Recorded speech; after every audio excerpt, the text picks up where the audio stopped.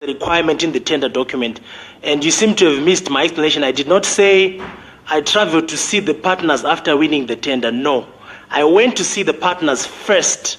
Then we agreed to put a bid together with their balance sheets, with their profiles, because the tender document is not just 5 pages. It's more than 1,000, 2,000 pages explaining how you're going to put the solar farm, which is then marked. And then they say, yes, this explanation is correct. These people can do it. So Chint did everything. All I required was my certificate of incorporation and who are our directors and a few things from the local company. But the whole submission was based on Chint Electric's credibility, balance sheet, and experience. Chairman, just on a point of order, Chairman. Can I just answer the questions right through? No, just on a point of order, Chairman. Yeah, on a point of order, just hold on. Yes. Thank you, Chairman. I think, like what Mr. Chivayo just said, so can we safely say his company, Intratrek, was just a briefcase company? Can he admit that? Because from what he's saying to us now, the major company was Shandy, whatever he's calling it. Intratrek was just a briefcase company. Intratrek had no experience, it had nothing to do with what was supposed to be done. So the whole idea was Intratrek was just, he formed actually Intratrek specifically just as it being a briefcase company. Can you just verify that? I think that question has been asked by Honorable Joe. I think that he will respond to that. I think... My follow-up question before he passes there. My follow-up question is that, Mr. Chivayo, can you admit here that you abused the privilege of being a local? Because your company was just a facilitating company. You had nothing totally. So can we say you abused your privilege of being a local citizen to go and get people who have got money, who could come by their own, to come and invest, and then you just benefit? And because the advantage and the disadvantage here is, if you're a local, you tell us that there's a discount that you are awarded. If it's not your local, he pays much more money. So the country has actually lost money because you intermediate as a local and you get a discount which was supposed to be coming to a company if you had invested with your money. But that discount went to a foreigner who is not supposed to benefit because he's not a local. Thank you for your question, Honourable Member, but this is normal practice. This is how tenders are participated. You have a local company that works with an international partner. There is no abuse whatsoever of being a local. But members, I think you have the power to invite the State Procurement Board, and I think some of these questions are directed to the State Procurement Board in terms of what criteria do they use in picking companies. We shall call the State Procurement Board to also respond to this. I think some questions are for the State Procurement Board.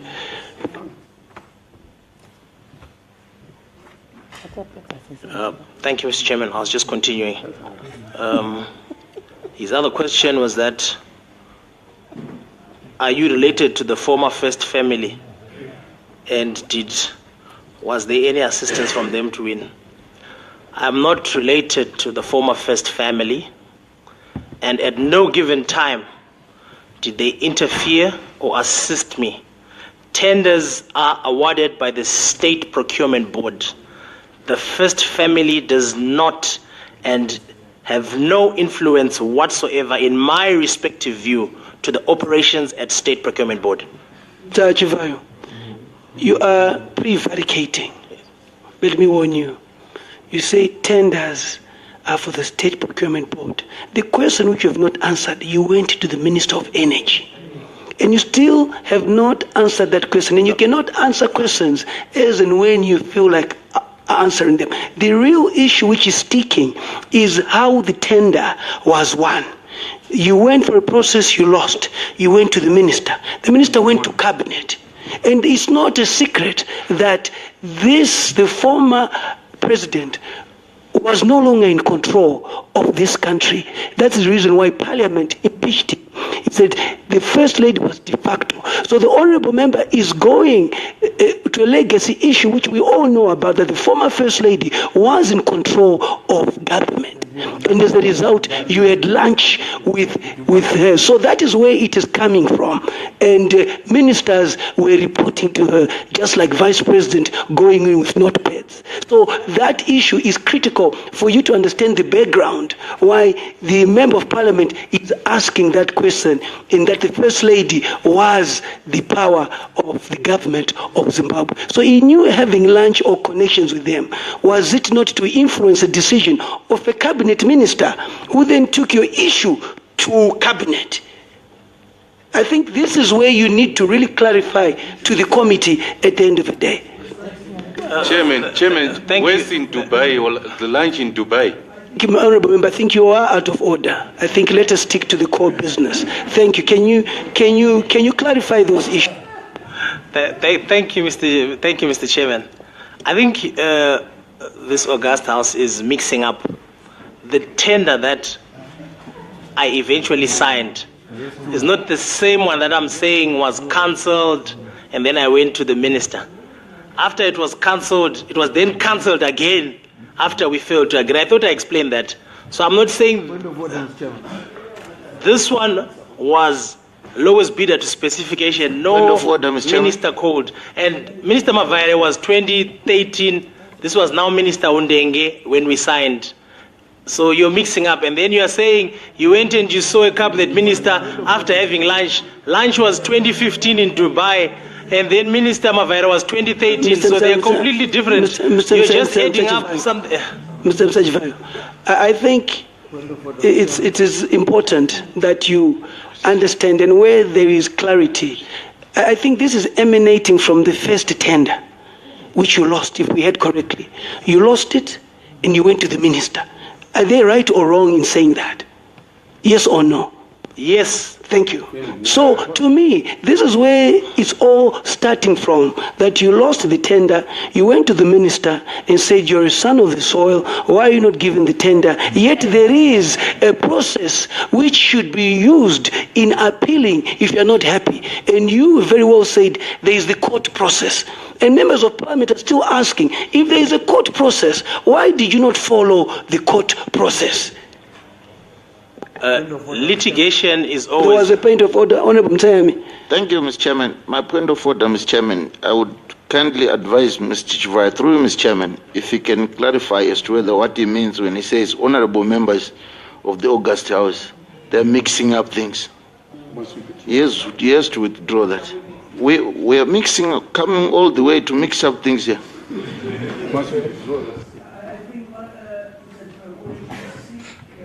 When you seek clarity at any point, come through me and say, I think this is where you would want to more or less clarify. Members of Parliament feel totally insulted when you say to them, it's mixed issues. I think a better word next time could really fit the course. Can you withdraw that? My apologies, Chairman. I withdraw the statement. Thank you. Yeah. For clarity, I'm saying Minister Mavaire was 2013. Minister Ondenge was there in 2015. So when they say you had the lunch in Dubai and then you came back to the minister who influenced the cabinet, they're completely different events with different timelines. That's what I was trying to get. I think it is you who's mixing issues. Yeah. The first issue which you need to respond to... No, hold on, because we now need to be on track. The first issue which we've dealt with is how you won the tender. Yes. We are on that. Yes. And the members of the committee are asking that the first one you said you lost. It's you who said it. Yes. But you then went to Minister Mavaire. Yes. And yet, when you lose the tender, it does not say you must go to the minister. It says you must follow the due process of going through the courts. And this is where the issue is. Because once that is cleared, then there is clarity in terms of moving to the next phase. Because without clearing that, there is due influence in whatever you got after that. That's really, in summary, that's really what you must understand. show that there was no due influence. Prove to this committee that you followed a due process like any normal citizen of this country. Because the question then arises, how many people also lost the tender? There were 3 companies, you said. So the other one lost and went home and probably went to court. So did that one equally go to the minister? That's the next question that would then have to ask the minister when he comes before us. Because why then award the one that came to you, which lost, and not the other one, that thing lost? So I think, in a nutshell, that's really what you need to more or less zero on in how the tender was given to you. Thank you, Mr. Chairman. As I continue to answer the other questions I've written down, I'll just respond to that. There were 3 companies that were compliant. Compliant in simple terms that they had passed the funding and technical specification. So ZTE, Intratrek, and the one that had been awarded number 1. So the request was, since there are 3 companies that are both compliant on funding and technical, why can you not award the compliant companies? Because they are able to do the work and they have the experience. So the other 3 had no chance because they were non-compliant. So the 3 that were compliant were then awarded. So whether ZTE went to the minister or also tried to lobby, or I won't comment for them, but I went to the minister because litigation is always a last resort. So I went to the minister, I wrote to the chief secretary, I wrote a letter to State Procurement Board Chairman Kwaza, and we went and we saw him and we explained to him. And he also understood and said, yes, I'll consult my principals because what you are saying makes a lot of sense. The deficit is 1,500 megawatts. What reason do we have not to award other compliant companies as long as they are willing to match the price of the lowest bidder that we awarded? So it was a question of I was trying my luck. I wasn't just going to give up after putting a lot of effort. I had spent outrageous amounts of money putting together the bid, going to China, going to Germany, teaming up with the partners. So on the issue of... So you were explaining, still we need to be on course. These 3 companies go, 3 are non-compliant, they don't get, these 3 are compliant, that's fine. One of them wins, all right? All 3 won. All 3 were awarded. All 3 won the Gwanda? Not Gwanda, Gwanda and Sugamini and Munyati. All 3 won? Yes. So when you went to the minister, you were going to minister to appeal on what? To say these 3 compliant, is it not feasible for you to award them because they are compliant? You know, looking at the issue of power shortage. The issue is this: you went to the minister. Yes. You went to the minister before you were awarded. Yes. Exactly. Yes. That's what the issue is. Yes. You went to the minister before you were awarded. Yes. So why go to the minister and avoid a due process which is there? Well, that was due process because I then wrote letters right to the minister, to the State Procurement Board, and to the chief secretary saying I was going to try and go to court, but once I go to court, it would then stop the one who has been awarded until my determination of my legal battle. So in the interest of everybody's time, what was the basis? If I go to court... I don't know. Are you aware that you are now getting the chief secretary to come here to this committee and respond? So we're taking note of all this. So the chief secretary can now work outside the State Procurement Board. So the question is, what is the purpose of the State Procurement Board? If we have executives interfering, and the whole point of the State Procurement Board is for fairness.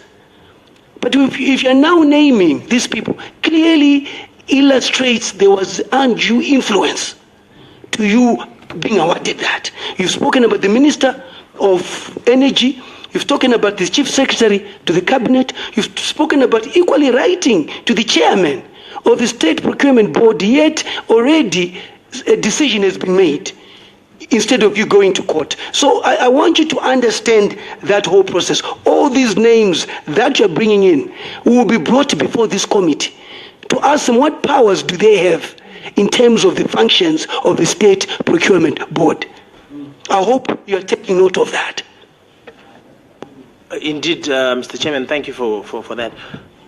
I wrote letters to the Chief Secretary, and the response came signed by the Deputy Chief. Must have been Luke, the one who was in charge of Zimaset cluster. But I've got all the responses. And if this House would like to see them and the letters I wrote to make a follow-up, that is very possible. So, in summary, what did the thing response when you wrote? What was the response? The response from the Chief Secretary said that we are aware. We confirmed receipt of your. It copied State Procurement Board. We are in receipt of your letter talking about power, and we recommend that wherever necessary and possible, the country needs more power to ameliorate the energy shortages that the country is facing. Please find a way to resolve this without having to delay national projects. And that was it. Resolve what? So the Chief Secretary to the President and Cabinet, the Deputy Chief, that is the one who then responded, was in wrote charge of Zimaset. that letter. Can we get the letters you wrote and the responses? Yeah. To this committee. When do you think we can get that? I'll just look for them and then I'll We need to have a time frame. Can we get those? When can we get those? I'll go and start looking for them, yes. You're not still giving us a time. I think by the end of the week, I should have found them. Thank you very much. Okay. So, this was the question I was responding to, are you related to the former First Family? I'm not related to them. Then the next question says, you formed Intratrek in 2012. A year later, I signed a contract with a year experience. It was not about So the other question you missed out from Honorable Ndeo is that what are your qualifications? I have no qualifications. I'm not an engineer. I just run the company based on experience.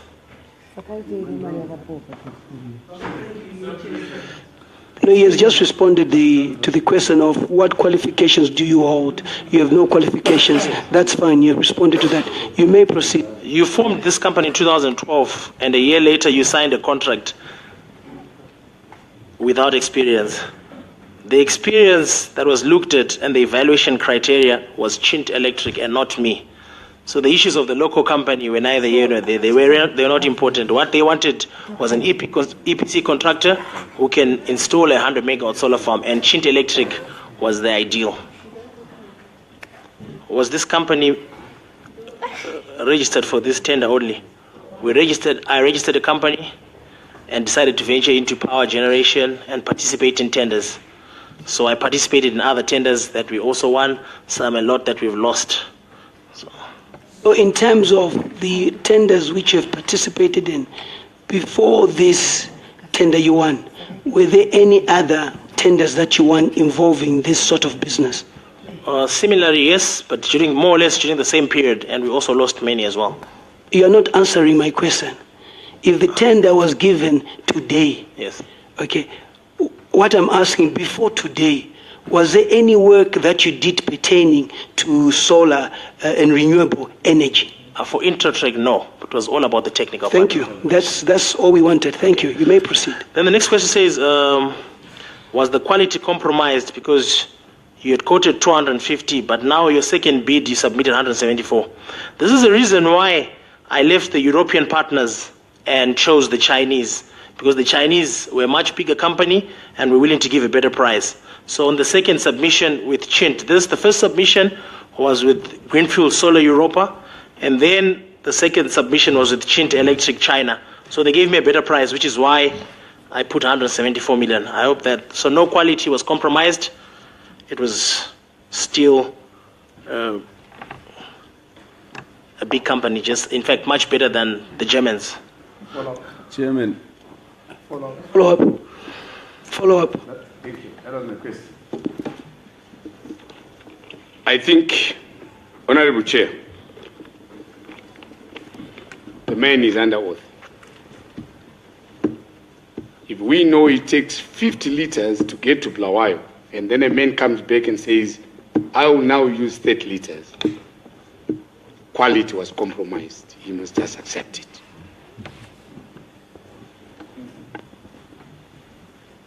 Point well noted. Chairman. Yes. Should I respond to that? Sorry. No, you don't have to respond to that. I said the point has been noted. noted. Chairman. Yes, Honorable. Chairman, I haven't been answered yet. The reason why I'm saying I haven't been answered, I asked him, he kept, in his presentation, he kept saying, He's still responding to certain questions. Some are follow-ups coming through of people who asked the questions, so I have to go back to them. Okay. So let us allow him to finish responding.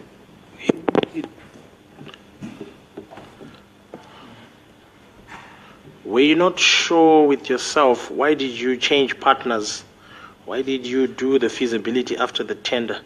Were you not involved in Charles Kwaza's suicide escapade? Okay.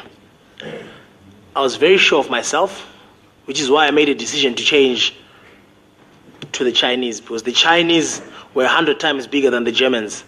And after doing my research, I saw that Chint would be easier for Zimbabwe to do business with a Chinese company than it is to do with the European community because of the sanctions. So it was a bold decision that I made, and I wasn't doubting myself in any way. That's the reason. And I changed partners because I wanted to go on a lower price. Why did you do the feasibility after the tender? It was a tender document. It said feasibility, engineering, procurement, and construction, and the funding. So I think that's a question ZPC could answer best, because this was a requirement that once you win the tender, you identify the land yourself. Go and look for the land yourself. Then you do a feasibility. This was tender requirement. It was not my decision to say I would do the feasibility after winning. After being awarded, I did the feasibility. That was the tender document requirement. Follow-up, Chairman. Honorable. The follow-up is that were you a chancer or a briefcase businessman because you hadn't done this before, but you won the tender? You had never done it before, but you won the tender. I think that question has been asked, he has answered it, and I think some of these questions are for the State Procurement Board, like I've said, to tell us the criteria that they use in giving tenders to people, whether briefcase business people or not.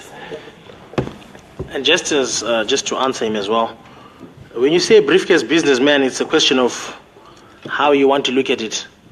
I think I've said that it is for the State Procurement Board to ask the criteria that they use in picking. Yeah, I don't think if you're a true businessman, I don't think you want to really respond to picking. Unless you are a briefcase businessman, you can respond. Thank you. Point of clarification.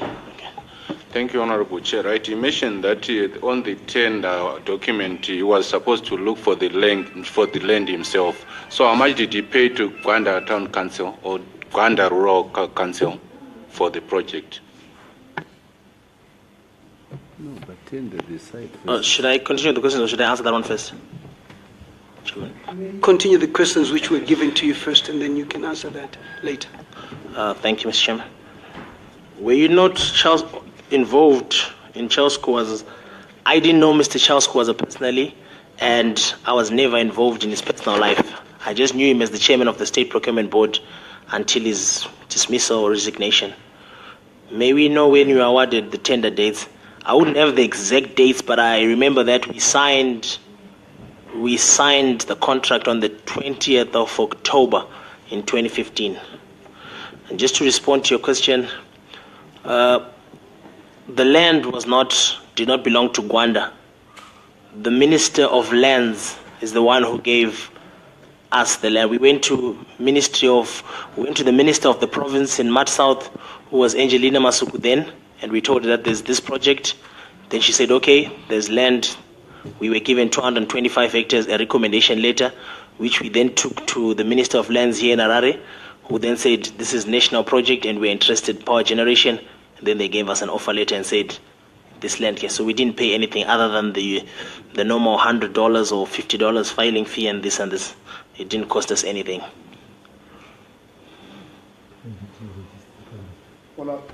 Yes, follow up. Honorable Chair, when they got the 120-something hectares offer letter, was it 200? 225. 225 hectares offer letter. in whose name was that land allocated? Can you respond? Okay, thank you, Mr. Chairman. The tender said identify a piece of land. So as part of that requirement, it was Intratrek who had to say, we have found the land and it's here. So the land, or the offer letter was in Intratrek Zimbabwe's name.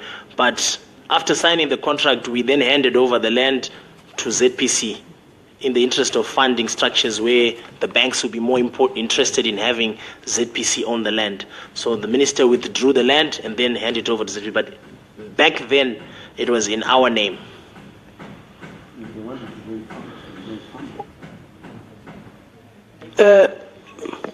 Mr. Chivayo, who drew up your tender documents? The tender documents were prepared by Chint Electric. They had a team of 30 engineers, 4 lawyers working on the tender documents. The tender documents came from China sealed. The Chinese are very skeptical and they don't trust anybody.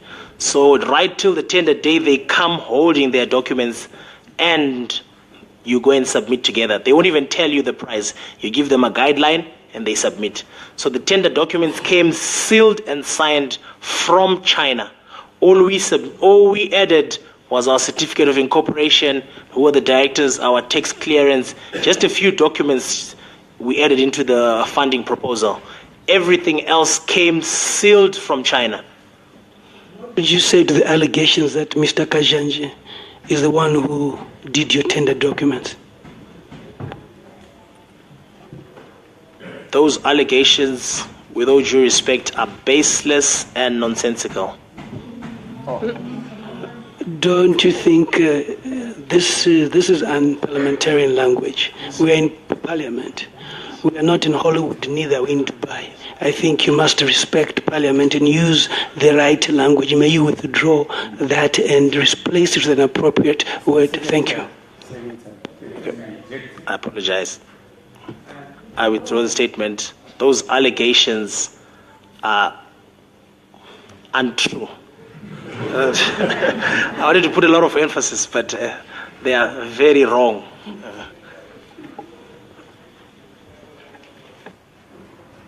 Honorable Mhlanga. Thank you, Honorable Chair. I would like Mr. Chivayo to clarify if Intratrek has any relationship with a company called Terminal Engineers, and also to take you back a bit to say the offer letter for 225 hectares of land, is it still in Intratrek's name or it is now in ZPC's name as we speak? As we speak, the offer letter is now in ZPC's name, and Intratrek has had a relationship with the company called Terminal Engineers, which Engineer Kajanje owns, on the Gairezi tender. We participate in another tender with 2 companies from India, Bharat Heavy Equipment Limited and Angelique International. So because I'm very thorough, when they brought the tender documents, I said to them, can we have Terminal Engineers just to review that the presentation is impeccable? I think I asked you, and you must be honest, that did Mr. Kajanje do your tender documents? You said no. And I think it would have been good for you to say he did for this. Now you're saying it. Oh, Mr. Chairman, now we've been talking about the Gwanda solar specifically. But what I'm trying to say is Gairezi Hydro.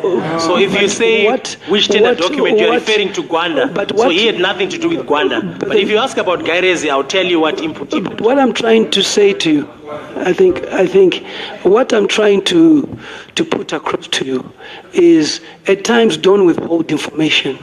You'd rather just put it forward. I asked you a question. Do you know Mr. Kajanje, any relationship? In this, he is not there, but in this, I work with him like this. Now it brings the question that you already have a relationship with him in doing this, and then he becomes a ZPC board chairperson. Do you see the link now? Whether he did not do this, you've had the relationship with him before. And then he becomes the ZPC chairperson. You've had him as a consultant, or you've hired this company to work on a certain project for you. So now what we are now looking at is the link between you and him, which we can now establish is there, and you've admitted. With that link, what would be his role of oversight, even as ZPC board chairperson, in working with you? Just from a moral point of view. Yeah, obviously, Mr. Chairman, erroneous conclusions can be made, but as a board chairman, he has no influence whatsoever into any adjudication or any awards by State Procurement Board. He is there for issues relating to corporate governance in ZPC, and adjudication is all about the management and adjudication committees that are set, and State Procurement Board that reviews the evaluation. The board chairman has no direct influence whatsoever. And actually, it was a coincidence that when I had given him this Gairezi to review, I said, I'm not sure about this Indian companies, charge me just to see how the presentation was. And then the following week, he phoned me and said, I got a letter from the minister saying I'm now the board chairman. Can I hand you over to someone else to assist you for any future work? And I said, yes. And that was it. And then that's when we cut ties. Just follow up, just to supplement. Honorable Mhlanga first. Honorable Mhlanga first. Thank you very much. Honorable Mhlanga. Thank you, Honorable Chair. What I just needed the House maybe to clarify is the nature of the relationship between Intratrek and Terminal Engineers. So that's a very good question. What is the nature of the relationship between Terminal Engineers and Intratrek? Or maybe can you elaborate further? When you say the nature, what is it exactly? Is it, husband or What sort of relationship do you have? As of now? Maybe Honorable Mhlanga will probably clarify more to you. Yes, go ahead. Thank you, Honorable Chair. Thank you for coming to my rescue. I just wanted him to unbundle, perhaps to make it, more illicit, to make it more, to bring it out, to say this is the kind of relationship that we had. Tell us more about your relationship with Terminal Engineers. Okay. Thank you, Mr. Chairman. I was referred to Terminal Engineers by another company called No Consult, which was being headed by Mr. Isaac Mpotsa. So Mr. Isaac Mpotsa said, whenever you want your documents reviewed, we have a very senior engineer, very experienced, who can assist you right through the future. I am a bit more committed at No Consult, and I can no longer be assisting you. So he then referred me to Engineer Kajanji in his individual capacity. And we had a meeting, and I told him my vision and what I wanted, where I wanted the company to head. When were you introduced? Was it here or in Dubai? We were introduced in Zimbabwe. It must have been in 2015, end of 2015, or beginning of 2015 or end of 2014. I'm not really sure. I can't remember. Yeah. It's very important to establish when you were introduced. Yes. You're talking about 2014. This tender was given to you 2015. Yes. So are you saying before this tender was awarded to you, you knew him? No. The other tender was not awarded in 2015. It was awarded and signed in 2016. My question is very clear. Did you know Mr. Kajanji before you signed this tender? That's where the question is. 2014 would mean yes, you knew him. Yes, if that's I have to what go I'm saying. by what you say. I might be losing a bit. I might be missing it there, but I think I knew him by the time I was awarded the solar tender. Yes. So you knew him before you were awarded the tender. Thank you. Follow up. Thank you, Honorable Chair. When given that he wrote to the Chief Secretary and Mr. Kawaza, it's bad to talk about a deceased and a late person in bad essence. Does Mr. Chivayo agree that Mr. Chivayo, sorry. Chivayo.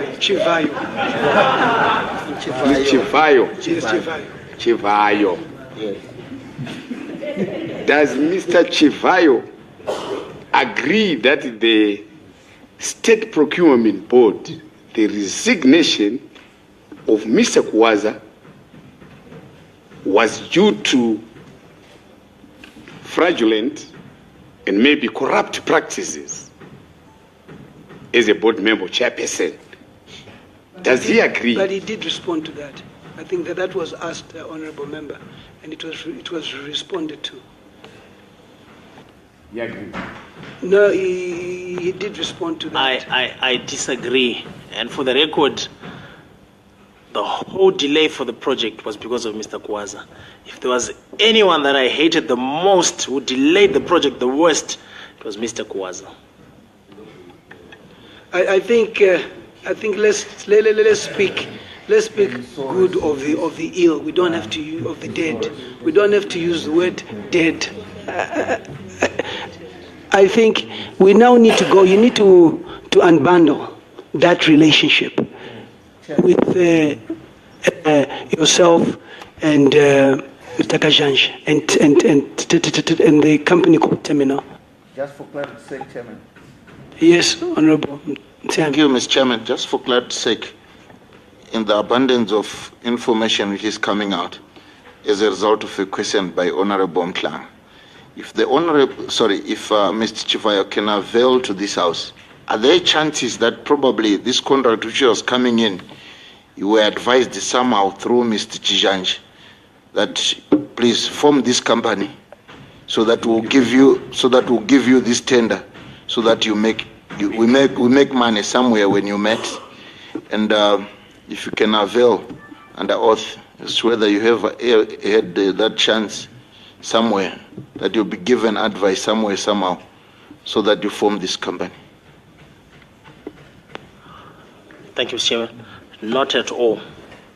I formed this company with my partner, my own accord, and we had our own vision. There was no influence whatsoever from Engineer Kajanja. And ideally, you could not then say you'll award because it's not him who awards.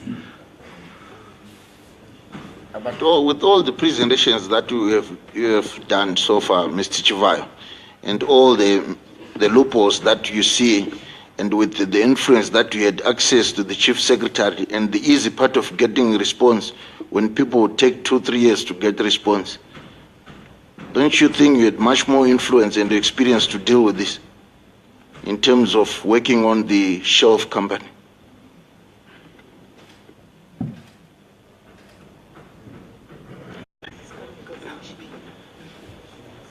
And you said that Mr. Kawaza was delaying the project.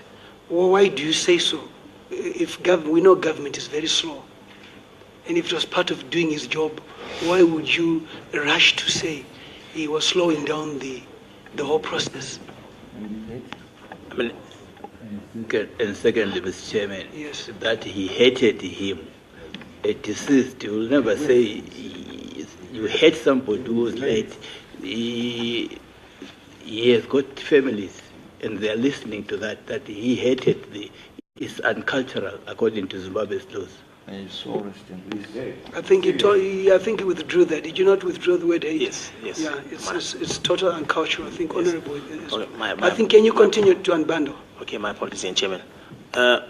For us as business people, when you wait 1 year or you wait for 2 years, and then you look at the power shortages, actually you have every reason to feel that there's delay in whatever processes that are going through. So in our view, there were a lot of delays because normally they would award tenders in a shorter space of time, in 4 months and 6 months, but this kept on dragging on and on and on for years. So this is actually what we thought. But Mr. Kwaza is not here, so we'll not really ask him. What about if he was trying to avoid the undue processes, the influence of the people that you've spoken to, and wanted it to be fair? We'll never know, but I think let's also appreciate that we don't want to talk about him. He cannot come here and answer to some of these issues. So I think it's best we probably avoid mentioning him in terms of where a response is needed from him. I think that would be the fairest way of handling that. Thanks. Thank you, Mr. Chairman. So I got introduced to Engineer Kajanje by Mr. Isaac Mpotsa.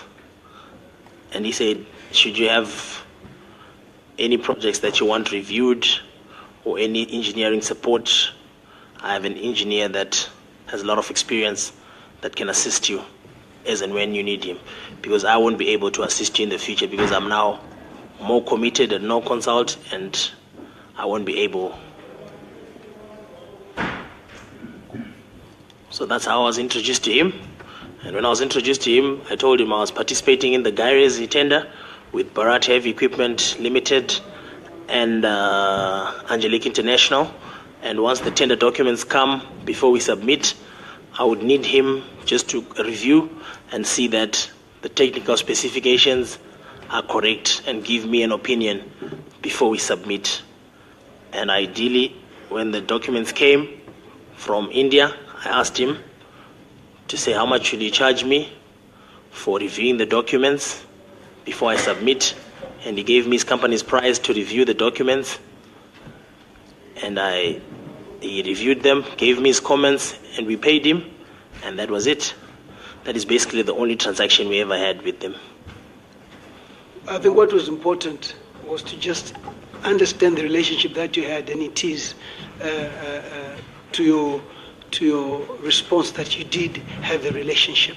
So I think that's what we wanted to establish. I think, members, if we can move to the part of the payments now. I think we've exhausted this enough. We want to go about the payments. The other issue is if you could equally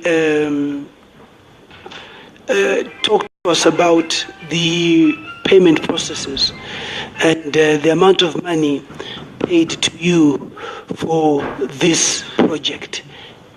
And I think that would then lead to the work that has been done with the money that has been paid to you. Okay. Thank you, Mr. Chairman.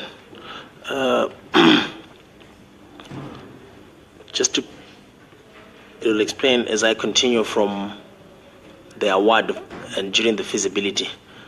As part of the pre-commencement works, we agreed that it would be 1 million over 4 months. And then feasibility. My point of order, Honorable Chair, is Mr. Chivayo has got partners representing the other stakeholders or his partners. What don't they have anything to say in accordance so far on what we have just heard from him? On the contrary, on concurrence. Say.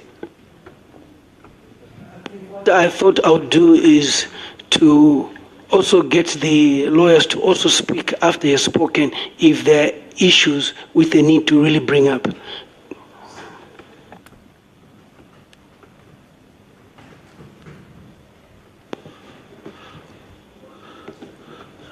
So, as part of the agreements in the contract, we said we would do pre-commencement works at $1 million a month over 4 months.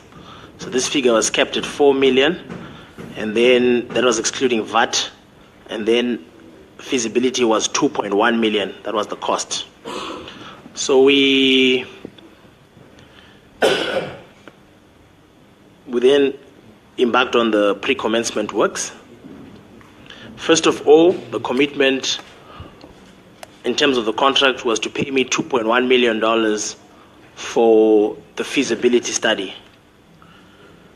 I went to the managing director. Just interruption. There's a car, ADI 9498. ADI 9498. Whoever is the owner, can you please move your vehicle? ADI 9498. Thank you. Proceed. So the initial payment was supposed to be for feasibility studies, which was 2.1 million. So after raising an invoice, I went to the managing director of ZPC, who was Mr. Noah Guerrero, and I presented the invoice for the feasibility. Then Mr. Guerrero said, for the pre-commencement works, they required an advance payment guarantee. So, well, the whole amount, which would have been close to maybe 7 million. So, is they required an advance payment? Honorable Chair. Yes. Please, can we have the exact figures? Can we have the exact figures? An advance payment guarantee can be for a small amount that you are just getting paid.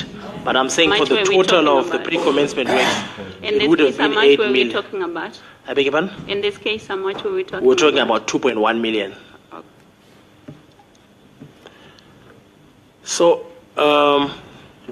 Engineer Guerrero then said, the problem was for anything, the pre-commencement works, they required an advance payment guarantee in terms of the contract.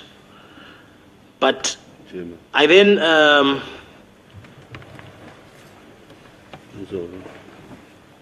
referred to another provision in the contract which allows the employer to waiver any conditions in the contract. So I said to him, all the local banks that were willing to give an advance payment guarantee were charging 5%. So 5% of roughly 7 million for the pre-commencement works would be about 350,000. So I said to him, for a local company, for us to spend... Point of order, Honorable Chair. Yes, what's the point of order? These works were undertaken, these payments were made, but it continues to refer to roughly around 7 million. And here we would like to know if this amount was 5 million or if it was 7 million or if it was 6 point something. We just want to have that clarity. What are we talking about here? I think it's in order that you give us a real figure, the exact figure. Thanks. Oh, thank you, Mr. Chairman. I think if the honourable members just allow me to explain, they'll get all their questions answered as I explain. Because I was giving the round figure for the whole pre-commencement works estimated, and then I'll obviously get to the point of how much I was paid, when and how, and over how many times.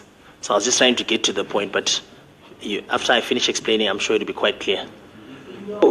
You know, when you're dealing with figures, you don't explain much. Figures explain themselves. Yeah, I think if you tell us the total figure, and then questions will arise from there in terms of from this total figure, what then did you do with it? And this is where you can then give a breakdown of saying this money went here, this money went here, and so forth. Yes, Mr. Chairman, I'm under oath, and I'm not going to say it's exactly 7 million. Then tomorrow I'm charged when it was 7.3 million. Say you lied, that was 7 million when it's 7.6. This is why I'm saying roughly, but if you want the exact figures I have, I can get them. But for now, Mr. Chivayo, you knew you were coming before this committee. I don't think you want to come back again. And the letter was very clear, payment processes. And I think this is the problem. When you're on your own, in most organizations, the financial director would be giving these figures. But now you have so much, and the letter was very clear in telling you why we'd invited you here, the payment processes. So it was important for you to have that with you so that you respond accurately to them, because this is the real issue, as you know. Other issues are not as important as this issue that we're talking about, how much you got, where the money went to. And you cannot say roughly, I don't know. We had ZPC here. They told us clearly that they paid you 7 million. 7 points. Yes, yes.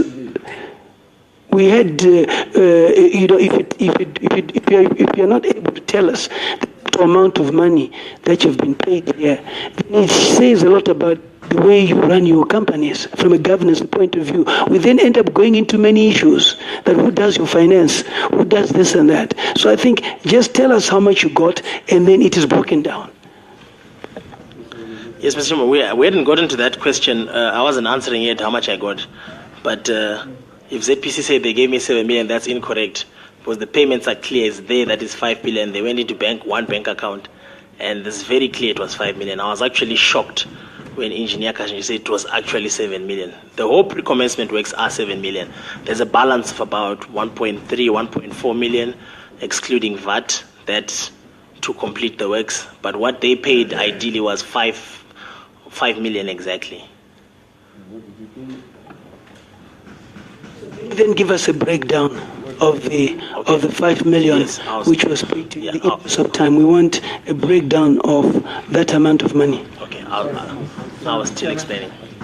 Mr. Chairman? Mr. Chairman? Yes.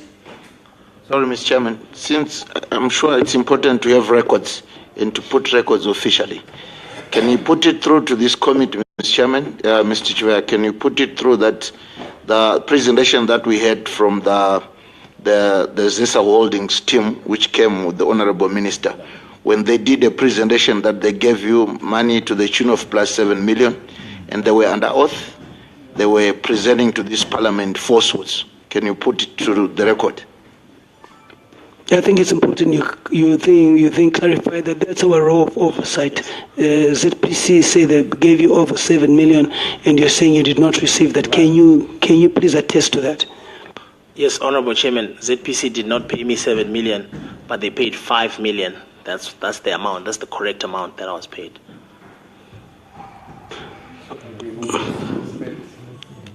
So can you, the issue of the 5 million dispersed, first of all, was they not supposed to be a bank guarantee? I think, as I was explaining, I was going to get to that step by step. Remember, I was just about to get to that point. Anyway, I then went to the managing director and said, in provisions of the contract, the employer can waiver some of the conditions in the contract in the interest of progress of the project. Then Engineer Guariro then refused to pay for the feasibility, although he said his engineers were looking at it and reviewing it. Again, I went to the erstwhile Minister of Energy, Mr. Undenge, and I presented my case to him that I had completed a feasibility, which was to the tune of 2.1 million, and the project was on a standstill because as a local company, I had no capability of getting a guarantee with the fees that are being charged by local companies, and the feasibility, I'd already submitted the feasibility to ZPC. So, Chairman. Yes, Honorable Tim. The idea, having gone through the management at ZPC, he had to usurp that process. He went to the Honorable Minister to seek influence. Was it purely so that he will go against social corporate responsibility, lay down rules? Is it in perpetuity? Is it in propensity to the presentation that he did earlier on when he failed to get the tender? He had to go to the Honorable Minister. Now he fails to get this 2-point-something million because condition has not been met. He has to go through to the Minister. Is it a character that whenever things fall apart with regard to rules, you subvert them using senior influence? I think we will get to that. I think that's a pertinent question as we go on. I think the issue is you tend to go to the higher offices. The managing director said no, but the managing director reports to a board. The board has got a group CEO. The group CEO has got a chairman. There's a PEMSEC and so forth. But of course, no one questions who you must go and see. But this is just what members of parliament tend to be kind of picking up. I'm sure they'll ask questions why they brought this up, but it is noted. May you proceed? Okay. So I then presented that to the Minister Ondenge to say, I've already submitted a feasibility to the tune of 2.1 million, which they are already reviewing, but they are insisting on an advance payment guarantee. And I had proposed to them that they do payments in milestones, basing on what work I had delivered. And that was a provision in the contract that they could use milestones of what work I've done, and then they pay against that.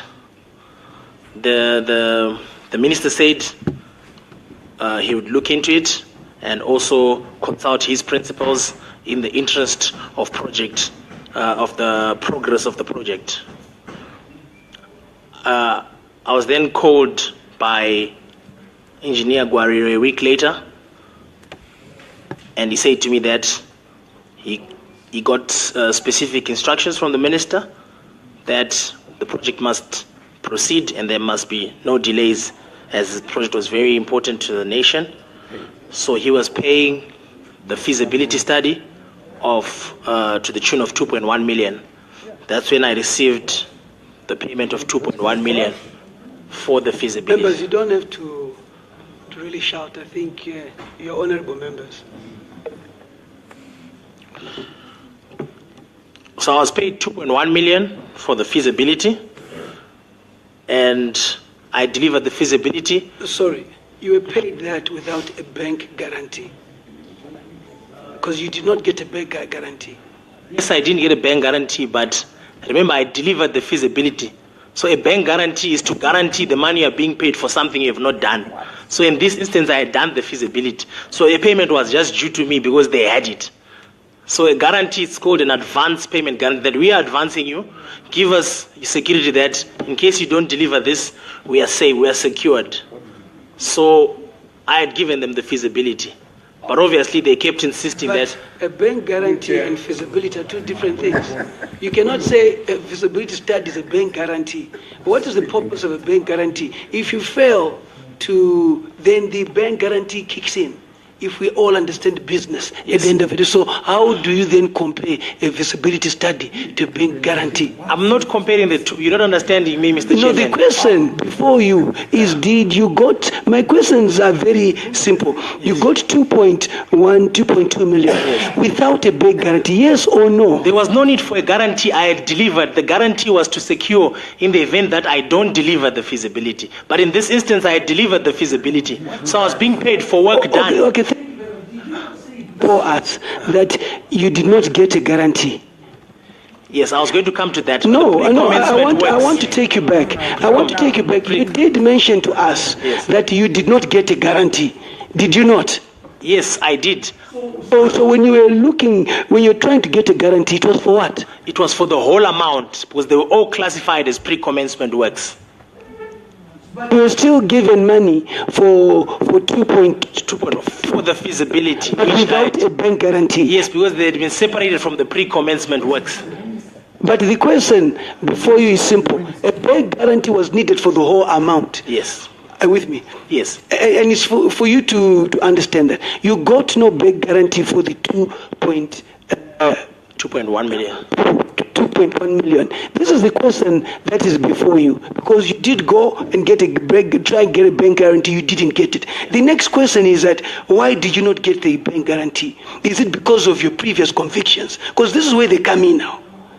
Because we would want to ask, because here is a big project which is being done, and the banks here don't want to give you money. And according to this document which I have, which you wrote to us, it clearly talks about you mobilizing funds from the local banks and the international banks. Am I right or wrong?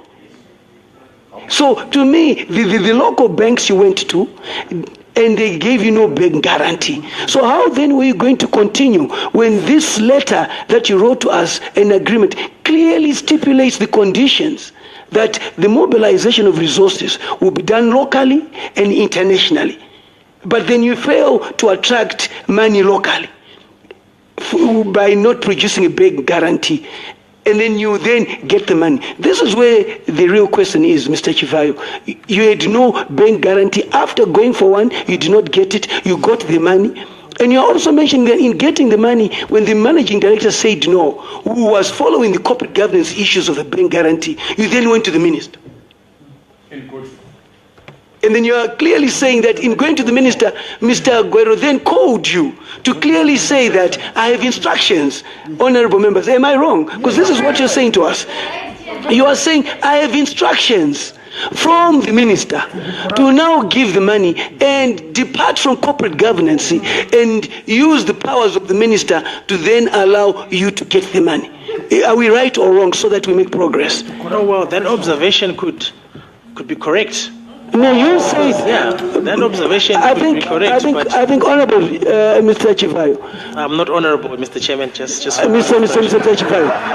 I think it is important for you to take this seriously. No, indeed. This is not a talk show. Yes. We are trying to ascertain, to understand public funds, how they're being spent. And that's why we're trying to do this. And whether the due process has been followed. Yes.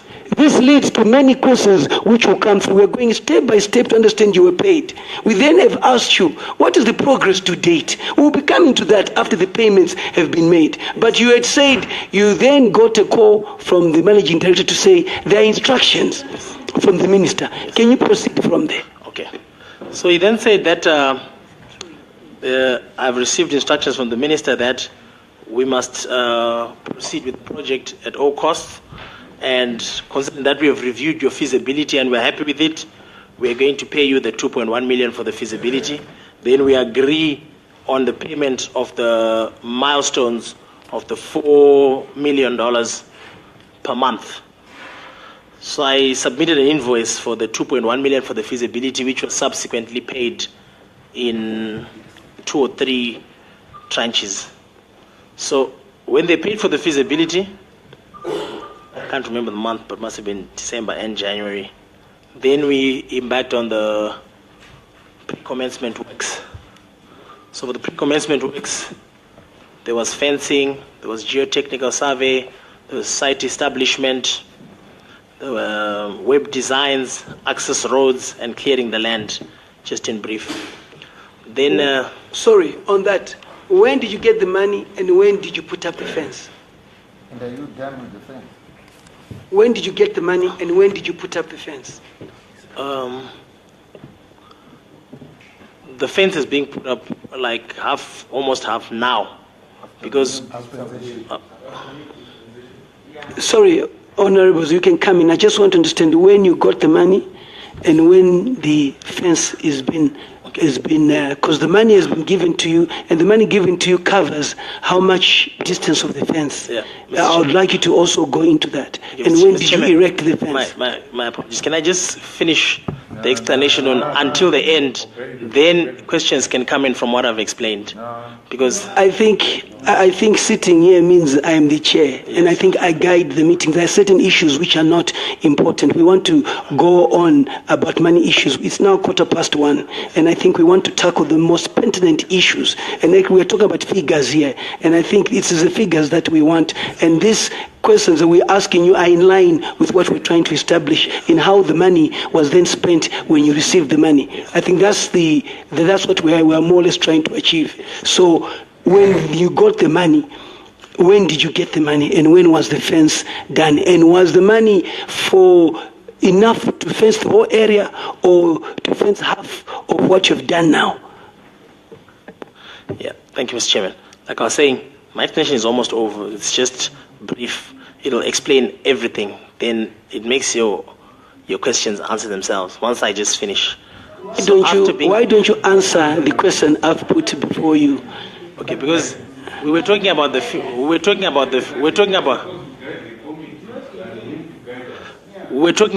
feasibility, which was the first step.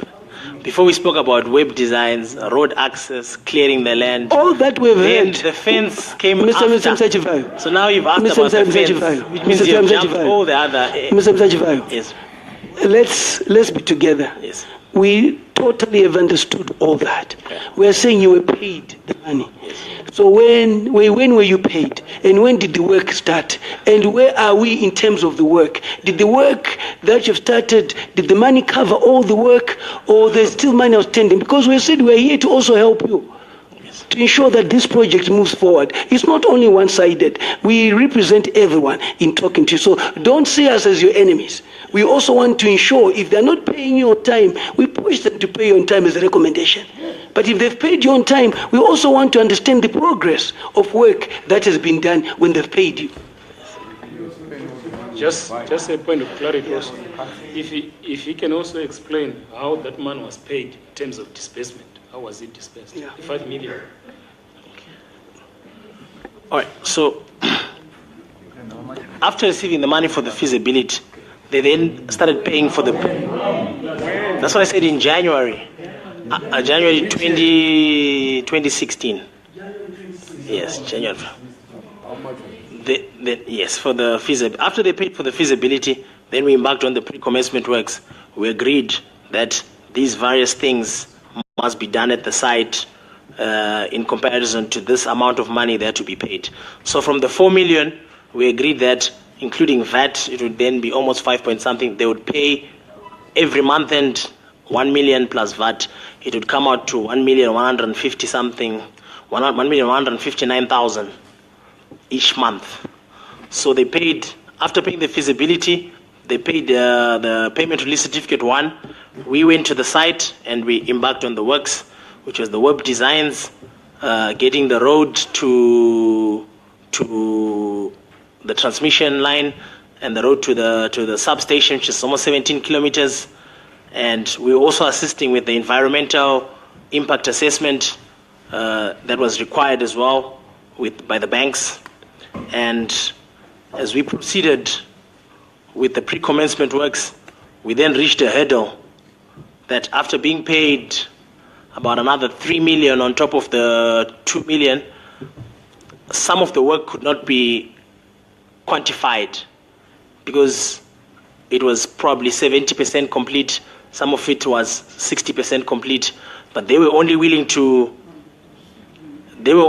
certify the work as done when it's on 100%, when it's 100% complete. So as we were doing some of the work, then came the controversy of the payment without the guarantee, and it leaked into the newspapers that I was paid without a guarantee, and then they stopped paying.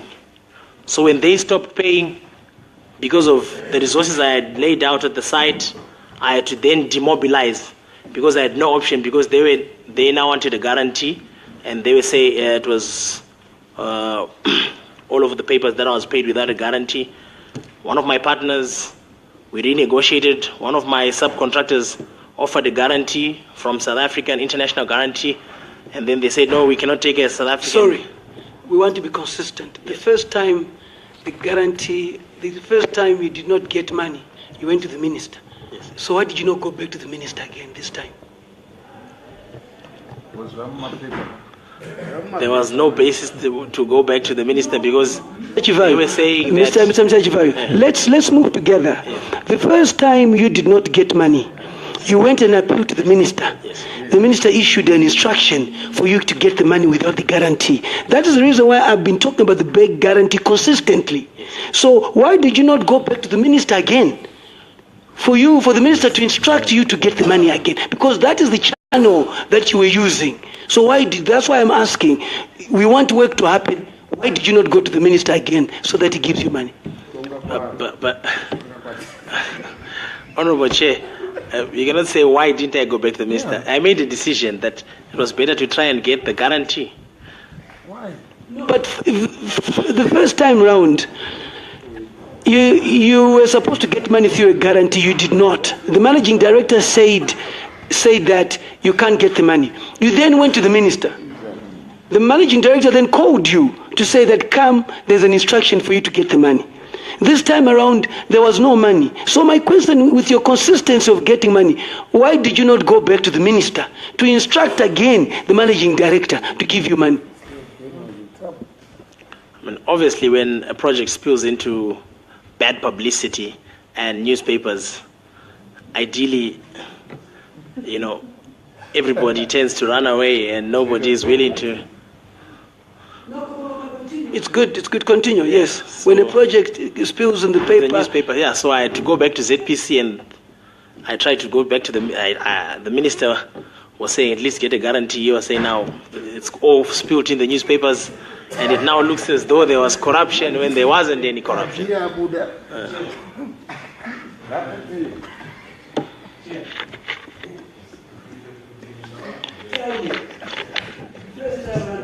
Get members to. There are allegations that the minister was paid money. Okay. What would be your response to that? That you paid money into their accounts? I never paid the minister any money. Would you be able to furnish this committee with a bank statement which the money got in and where the money went to? Because it's also important for us to follow up whether this money went to the intended purpose of this whole project. I mean, as a company, we would not furnish our bank statements, but if we are given an order, you surely can access bank statements for all our companies directly. We have oversight, and we are asking you, we are actually telling you, in fact, that we need your bank statement for us to see where the 2 million you paid went to. Did it go to the intended purposes or not? So it is part, because these are public funds which must be accounted for. As such, we protect the thing public in terms of money being misappropriated. So it's good for you, it's good for ZPC, it's good for all of us here to see a statement and to see whether this money went to the intended purpose of this whole project. So if you can, on Friday again, when you're bringing those documents, bring us your bank statement pertaining to this money that you were given by ZPC. Yes, but it's not, our account did not only have money from ZPC. We had so many more millions from different places that were in the account. So in the interest of our privacy, I'll have to consult my superiors. But I mean, if given an order to give this house our statements, I think we've asked you for those documents. It is on record that we've asked. All we're interested in is seeing where the 2 million that you were given by ZPC went to. We are not worried about the millions and billions which are there. We are only worried about the 2 million, which is public funds, whether it went to the intended purpose. So we expect those documents. Yes, Honorable Mnengam. It's not 2 million. It's 5 million. Sorry, it's not 2 million because he was paid 5 million. In fact, that was the very question which I asked Ruti. How was that 5 million dispersed? So I think you have actually said so. The question which I wanted was, it would be better for him to finish us with that information. Then, secondly, my honorable chair, Chivayo, toda kuti ndinyaso kubvunza kuti mabasa enyu amakaita na minister kuenda kunokumbira kuti mupuwe mari. Imi misa businessmen kana kuti semugaro muno munyika muZimbabwe. Mabasa akanga ari pamusoro pezvakanaka here kana kuti pakatoita chiukumo omwe mabasa amungati imimi kuenda kunokumbira kwamakaita minister ibasa kana kuti hunhu hunoratidza hunhu here.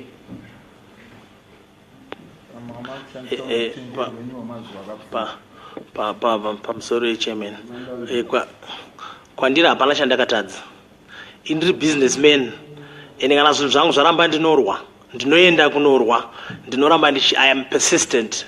I mean, I guess that's the reason why ndichizenge ndichizobudirira kupera kwazvo. Saka ndakaenda ndichinorwa kuti vari kurambirei, indavapa feasibility. Imi ndimi shareholder minister, you represent the interests of the government. Vanhu havari kuramba asi ndakavapa feasibility vaiona hongu vari kufara nayo. Zvikanzi okay, saka rega ndichaconsulta ndizoti ndinozvifambisa sei kune vakuru vangu. Panga pasina chiukomo omwe chaidiwa, project ndakayawadwa neState Procurement Board after an open tender. Saka hapana paida kuzobhadharwa munhu ende kuona minister asi zvinhu zvakaoma. Just on a point of order, stick to the question asked in that in all this, were there no underhand dealings? Because do you know why, Mr. Chivayo? You said before that the first disbursement, the managing director refused. Yes. Then you went to the minister. Yes. The minister gave an instruction. When you needed more money, management said no. But you did not go to the minister, and you said because it leaked. So whether it leaks or not, if you're doing a proper thing, why doesn't it continue? So to me, you say to yourself, it leaked in the media, and the minister stopped. So which says there was something bad happening, because the minister was supposed to continue doing his job despite the leak. Because it's a national project, which is critical for the country. I know that background is critical for you to understand that all these questions are coming from what you are saying. Thank you, Mr. Chairman. Mr.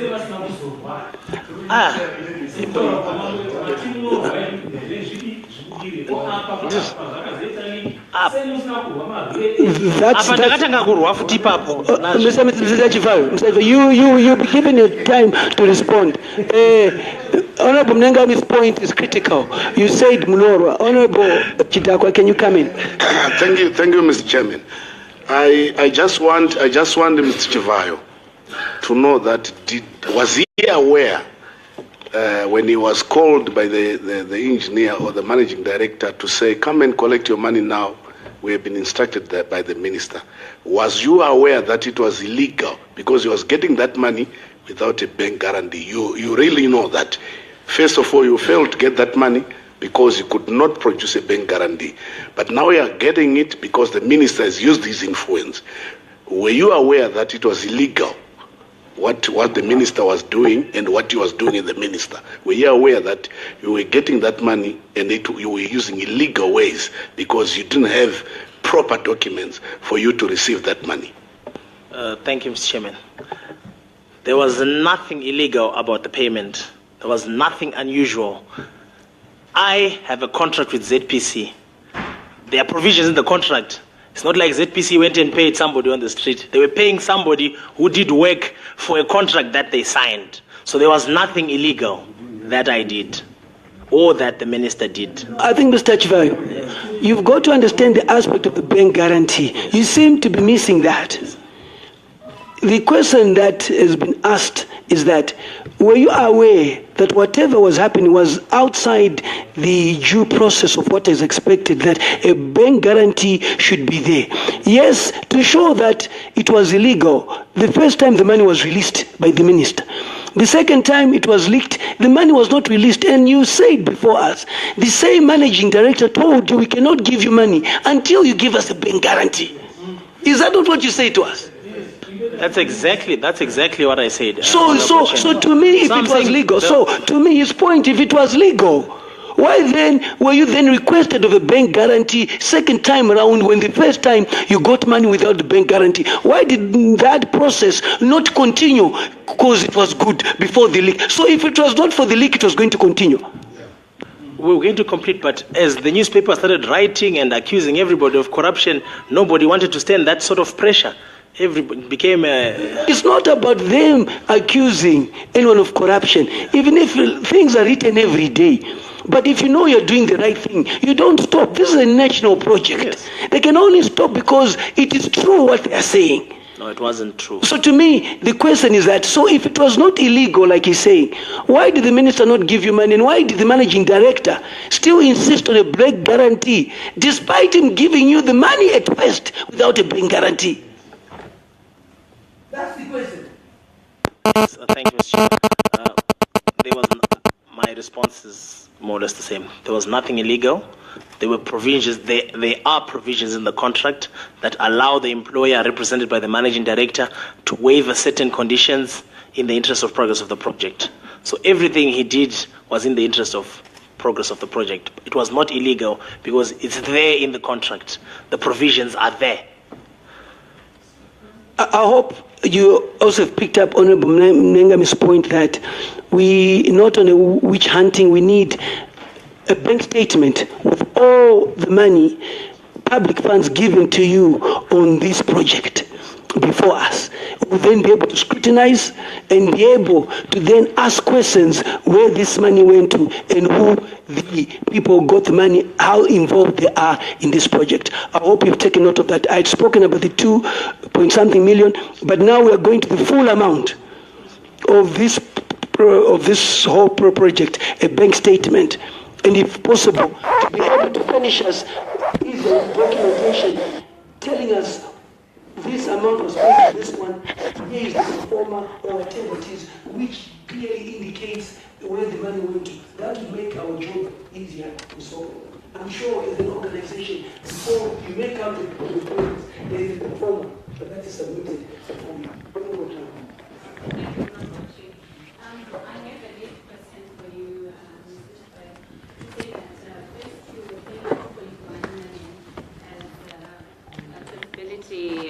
Payment, and then you have your pre-commencement works. You say you were paid 3 million, is that right? Yeah, it was about 3 point something. Yeah. I have a problem with the somethings, Honorable Chair, because we need to have. The amounts included VAT, so 3 million. Then the last PRC, there was a balance of about 1.4, which they didn't. We don't want the balance. We want to talk about the money that you were paid as feasibility payment, yes, which is straightforward. It's 2.1 million, you say. Like I said, I won't commit to the exact figures since I'm under oath, but on the documents that I'll submit, I'll do a write-up to give a breakdown of how much I was paid, when I was paid, what the total was, and what the balance, because okay, fine. Some figures include VAT, some figures don't, so it's very confusing. So my payment now is what was paid to government as VAT. Oh, thank you, Mr. Chair. I paid about 750,000 as VAT. To government? To Zimra. Yeah, that's government. Yeah. And was that sufficient? Do you owe anything in terms of that project? On the last payment release certificate that they haven't paid, there is a balance of 159,000 for Zimra. But all the other, on the feasibility and all the other 3 payments, I immediately remitted what was due to Zimra. Why is this 159,000 outstanding? It's outstanding because I haven't been paid that amount. It's still with the employer. But honestly, if it's outstanding because you haven't been paid, then it's not owing. I'm talking about the amounts that you received in person. Yeah, out of all the amounts I received, I paid everything. You do not owe anything to Zimra. Well, Zimra don't work. Zimra, once you have an invoice, they want their money. Please, may you answer my question? It's a simple, for the amount that you received from ZESA, you do not owe anything in terms of VAT.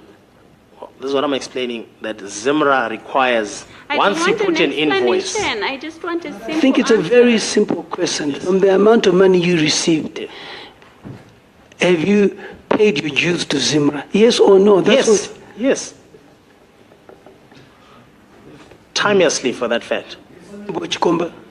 Then Honorable Matambananzo.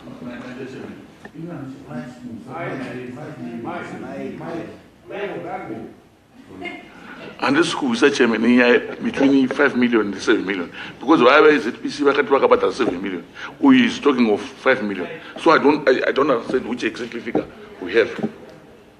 We'll then write to ZPC to give us a breakdown of the 7 million that they think mentioned to us, and then I think that will help us, get to the real issue. Honorable Matambananzo. Madam Chairman. Chairman, ndachingotera nawo ichawo. Asi ndachikumbira undibvunze. Vachifaya kuti, yes, since muri ndimi mastermind makafunga plan kaipa government. Ko bank guarantee mamina here kubank. I know ndiri kuzoona kuti muri mwana mudiki aifaitira kuti aite business andika. As bank guarantee mamina here and imari yaidiwa yanga yakawanda zvakadii andika notoda kuona kuti chakaita kuti muzidrive kuti mufaite sokufaita. Yes, you are a fighter because makawina chinhu chaifanira kuendeswa nemutemo, asi government yakatora nguva yekukupai waiver makapuwa waiver yekupuwa pasina guarantee andika mutemo wedu weindigenization iripo here waiver iyo kuma-small kuma-young indigenous like you kuti mune waiver here yekuti mupiwe such kind of project without being guaranteed kana iripo it's good to say it so that we can help you zvizopera.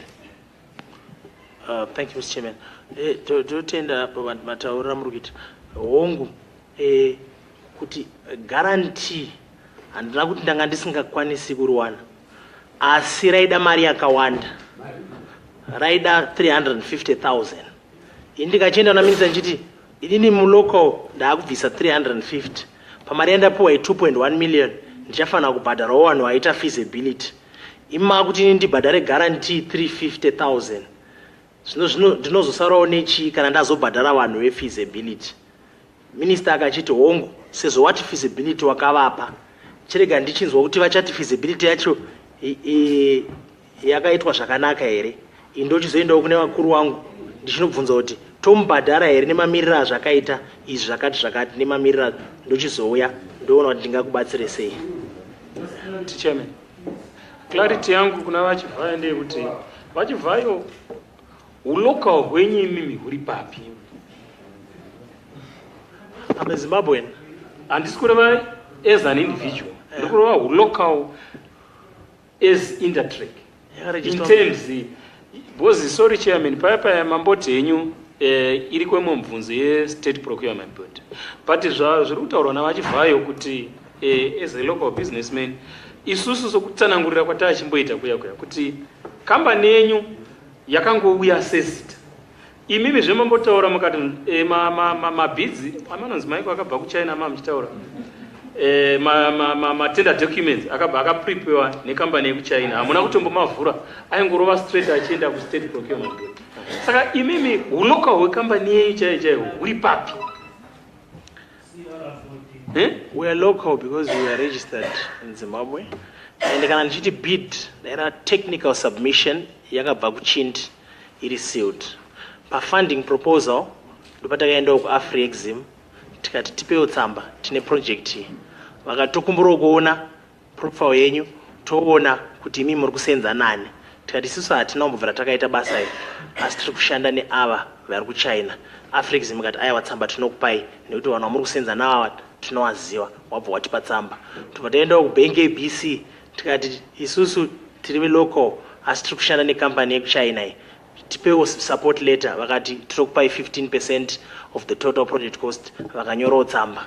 Saka basa redu ranga riri kubatsira pakutsvaga mari isusu tichifamba nezita reavo wekuchina wangouyawo nematsambawo. Saka wauya takachizovhura funding proposal tobva tachizoidrafta tichiti kuno kuse-Intratrek Afriexim yatipa tsamba yekuti kana 400 million tinogona kukupai paproject yakadai kana muchishanda nevanhu ava. Bank ABC yatipo tsamba yati tinogona kukupai 20 million which is more than 15% of the project. Tikabva ipapo tikaenda ku South Africa kune imwe financial institution yakabva yanyora support letter kuti isusu togona kubatsira kutsvaga 15% inenge ichizodiwa kana China yaisa 85%. Saka isusu taimobilizewo tiri kuno tichitawo zvekutsvaga mari mumalocal banks. Saka ndichipindurawo mubvunzo wahonorable chairman wangu achiti pamwe wakashaya mari kana guarantee nenyaya yeprevious conviction. Hapana kana paitaurwa zveconviction pese nekuti hakuna munhu achasvika achiti gogogo pano ndakamboconvictwa and that's the introduction. Hakuna munhu anotaura zveunongofamba usabusinessman ndine company yangu inonzi Intratrek. Some of these comments will invite more questions which will be here until I think the issue of you not getting a bank guarantee is critical. And the point was, is it because of a credibility issue or not? Because you're talking about big financial houses here, and we're saying, why could they not support you? So it's no point you naming these big institutions when you need a guarantee, they don't give you. So it's for them to tell us why, but for us is to know whether you're the guarantee or not according to the disbursement of money, and the guarantee was not there. What I was asking you a question you did not answer that. to date in terms of the work done? You said that you've done half of the fence. I asked you, when did you get the money? When did you start the work? And the money you got, does it cover the work that you're doing in terms of fencing, or it does not? Thank you, Mr. Chairman. Commencement works, when you're doing them, you have to complete all of them. There's no criteria that defines to say, do the fence first, or clear the land first, but you, as the contractor, choose, what do I start with? I start with the designs. Let me look at the road to the transmission, to the substation. Let me start by this. So it's not like when you have a criteria of saying I should put the fence first or I should do this first. As long as you can complete all of them, as they are pre-commencement works before the contract. So at this stage, yes, we're doing the fence, but we're also going to start on clearing the land. When just to turn off, when we at ZPC here, they said that they'd taken over the project. They'd taken over the project. So is it the same project that they're talking about? Because ZPC are saying we're on the ground now and we are doing it. But you're also saying you're on the ground. You're doing it. So as ZPC, did they lie before us that they've taken over? When they say they've taken over, after these challenges that we faced with the payment of the balance, the new dispensation is 3 months old. We're talking about things that happened a year ago. Honorables, let's allow him to respond to the question. In taking over, because you're talking about two issues, the same project you're talking about, ZPC said we've taken over because you failed. Okay? They've taken over because you failed. What would you say to that? Well, that's incorrect. Who's on the ground? It's our subcontractors and ZPC. So, but where ZPC supposed to be on the ground? Yes, because it's their project. They're supposed to be there. In terms of their project, so what is their role in the project? What thing role are they playing right now in this whole ZPC is the employer, so they're supposed to be present on site to supervise the works and see they have somebody employed on the site. No, I'm not talking about supervising. Yes. They did not say they were supervising. Yes. They said they have taken over the project because of you not delivering. No. So are you telling me all they're doing, they've just got a supervisor who's watching what you're doing, so they have nothing that they're doing? What we agreed was that I brought my subcontractors, they reviewed the subcontractors that I had, and then I brought in a suggestion, which I said, if you pay the subcontractors directly, because I will certainly not be able to get a guarantee. So rather, thank you very much. So you have admitted now that you have failed to run the project and you roped in ZPC are doing it, like you said. So ZPC now have come in. They've always been in. They're the owner of the project. No, let's go step by step. In what you are admitting now is that you have agreed with ZPC to do certain works because you don't have the money. Is that not what you're saying? No. I'm saying we agreed with ZPC that the balance of the pre-commencement works, they pay the subcontractors directly and engage them so that... But who's supposed to pay them from the initial agreement? ZPC is supposed to pay me and then I pay the subcontractors. But we signed an addendum. Now we're going in the right direction. So ZPC diverted from paying you and paying somebody else. Because I said I can't give them the guarantee that they require. But they gave you money to do some work? Yes, but it was combined works for all the pre-commencement works. So the balance that they're supposed to pay then gets to completion of the work. So I made a presentation to them and said, look, this balance, if I spread it around and pay this company, and this company, all these works that are due will be completed. So they said, okay, let's sign an addendum to that effect. Then we pay directly the subcontractors. Then we do the work, to raise money, to finish off the work. Now an addendum is coming in. Because an addendum is after. Yes. So the original agreement does not talk about ZPC coming in. An addendum is after you have failed and it's added because it's simple addendum add. It means it's now being added because you have failed. Otherwise, it was not supposed to be there. Yes. So you have failed. Thank you for responding to that. Yes, Honorable Madueko. Then I'll go to Honorable Tsayami and then Honorable Klanga. Thank you, Mr. Chairman. Order. Order. Thank you, Mr. Chairman. Hey.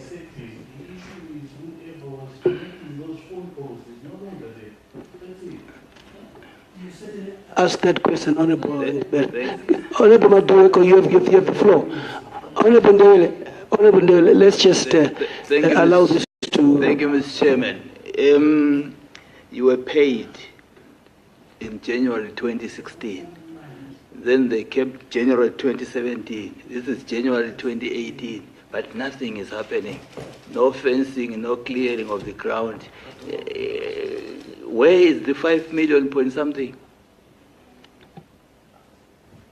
Thank you, Mr. Chair. Like I explained, we did part of the works that could not be quantified.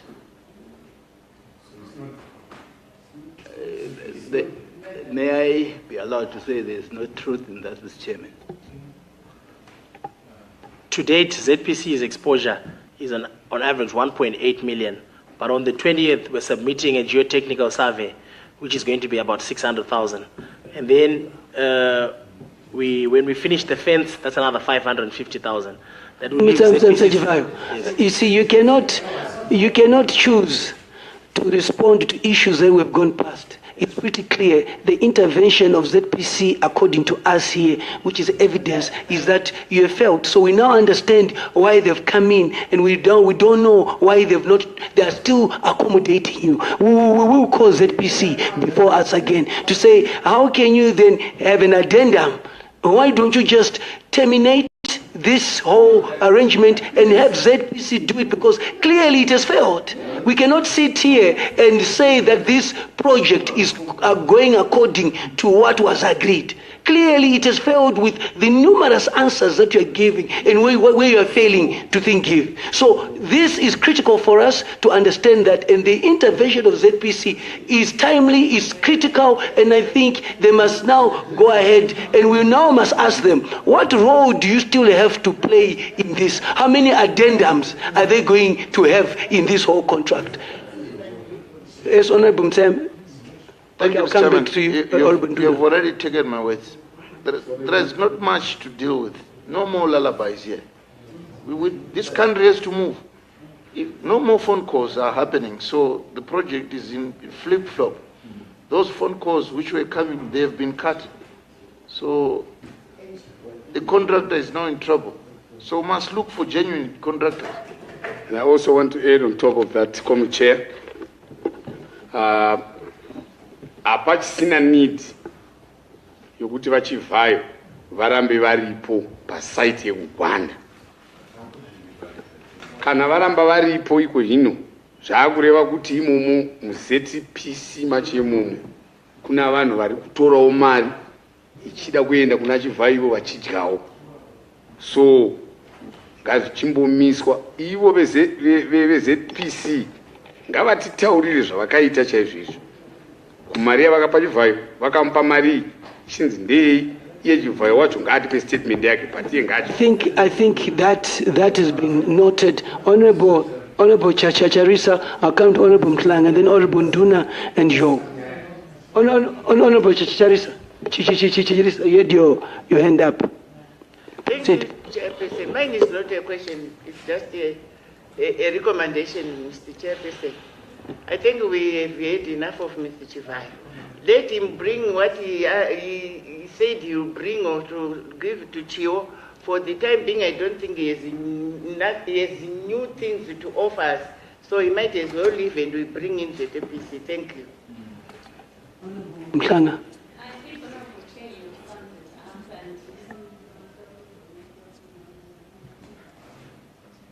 Honorable Nduna.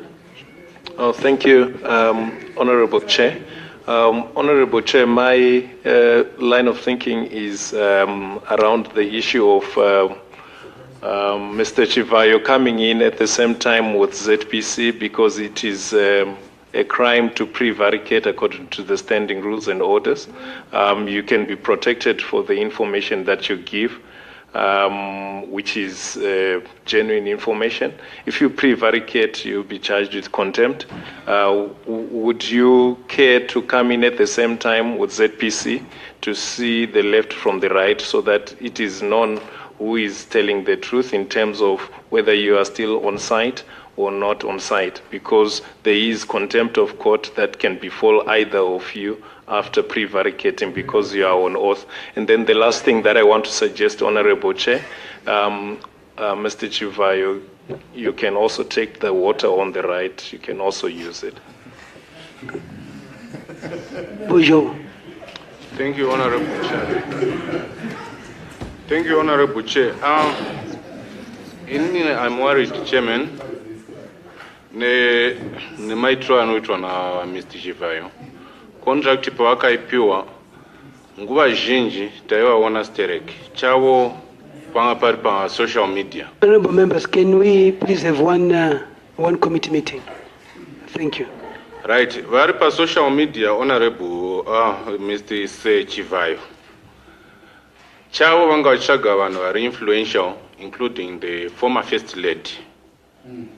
Hatizivi kuti pavanga vachiposta kusocial media vanga vachiposta vachiitira kutoti varatidze kutoti vane simba rakanyanya here vari untouchable pavanga vachiita ndo zvazvoratidza kabhozi kachizotaura kutoti basa rakatanga maybe last month after new dispensation. So I don't really understand chinhu chakachiitika chavo yanga iri Facebook nechinyi. So I don't know tiko Mr. Chivayo vangatitaurira kutiko pavanga vasingashandi vanga vachiita basa resocial media here kana kuti vanga vachiite apa. Sorry, Chair. I need to not contempt of court, but contempt of Parliament. I need to correct that. Contempt of this august gathering here, which includes me. Thank you, Mr. Chairman. Honorable Mlengami, I think these are some of the comments which are coming through. Okay. The aspect of social media is something that you probably give us as just a parting shot and conclude. Thank you, Chair. Just two quick one. Firstly, maybe Chair, you allow the lawyers maybe to say something. And secondly, through you, Chair, I just want to ask Mr. Chivayo, what is your relationship with SK Moyo? Because I understand he calls him father, something like that. If you can just explain to this committee, just like what you explained, your relationship with the former First family, can you also explain to this committee your relationship with SK Moyo? Okay, thank you, Mr. Chairman. Unfortunately, can I just answer these? Because that's not in your image. The first one from the honorable member about I have no problems with coming for a meeting with ZPC while we sit next to each other. I don't have a problem with that. And then mavunza nyaya social media tikati kuenda pa social media akusi kuti vanhu vazive kuti ini ndiri untouchable kana kuti handibatike. Takangoita machallenges atakaita, but pama issues funding ZPC will agree kuti pakuraise mari ndanga ndiri kumhanya fundraising process zvese zvaidiwa ndichiita. Issue yanga yakasarira kumashure ndiyo issue yema pre-commencement works, of which they constitute 3% of the project total. Fundraising kwakakosha kwacho kuti project yese izoitwa machina azoya kuzoisa masola ndokwandanga ndichiconcentratewo nguva yese yatatakamira ma pre-commencement works. Then the last question was from with Honorable Minister SK Moyo. We are not related, and it's only speculation and conjecture to say that I call him father, because I'm not related to him at all. I mean, he said. But you see, I think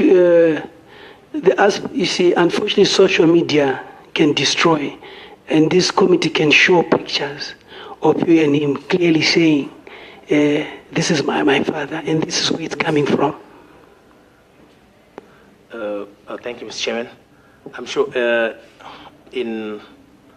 with the social media these days, you take pictures with any honorable, like if I bump into you, Honorable Melissa, I can say, can I take a picture with you?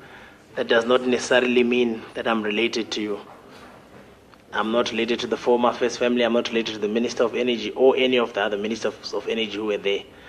My interest was just my project, so I always made an effort to see whoever was directly involved or directly in charge or represents interest in my project. Bonazo. Maita basi che na chifunga kuti ndipofungwa dzokuti zvazvakadii kuti handizive pamwe makaenda ina handizvichazi handizoti pamwe yakaenda ndisingazvisi committee kana isina kuenda committee kuningiro kwaitwa basa naMr. Chivayo varapa zvazvakadii kuti tiende kotunoona paground tega nemaziso edu pane zvavangachitaura kuti ndagadzira 17 km and so on zvinotiitira easy and uye zvinokuti titaurirana tichiona chokwadi paari takatobvumirana honorable Ntama takatoresolve kuti tofana kuenda ikoko ende tichativetsera information yavachatipa yemari dzakabhadharwa because hatidi kungoenda ikoko tisingazivi kuti iyi mari yakabhadharwa chakati tichiona and so saka vati pride vari kutipa izvozvo patinoenda tine magwaro anoenderana nebasa rakabhadharwa nezviri kuitwa paground and so forth. I'll ask the thing lawyers who are here. You represent other shareholder. Can we have your input into this?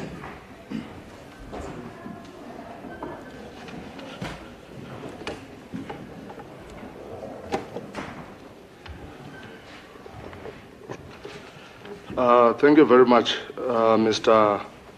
Chairman and honorable members.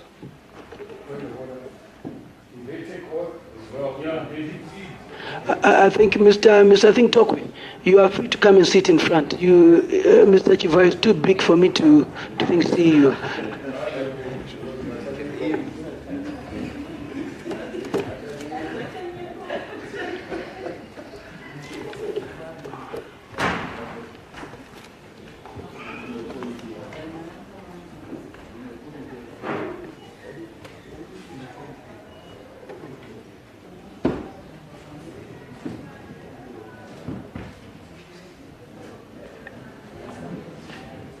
Members, if there are any members leaving without seeking leave from the chairman, we'll just record you absent.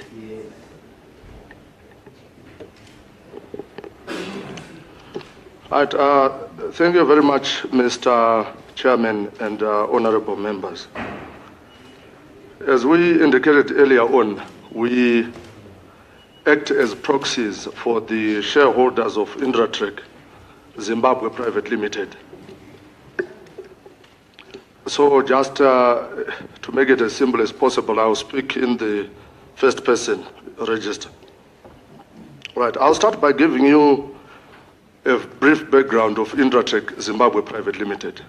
It was indeed started by Mr. Chivayo here and Mr. Yusuf Ahmed at 50% each in terms of the shareholding structure of this particular company in 2012. And just to clear the air on an issue that was raised by one of the honorable members, the certificate of incorporation was actually obtained by Intratrek Zimbabwe Private Limited in 2012, October to be more specific. That was before all these tender processes had actually begun.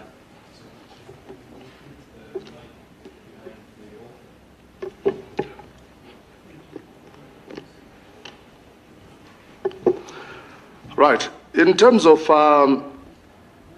one of the shareholders of Intratrek Zimbabwe Private Limited, Mr. Yusuf Ahmed, whose interest we represent, I just want to make it very clear that he is an established businessman with businesses not only in Zimbabwe, although he's Zimbabwean, but right across the borders, South Africa and several other countries in the world. So he is a well-registered and well-established business person.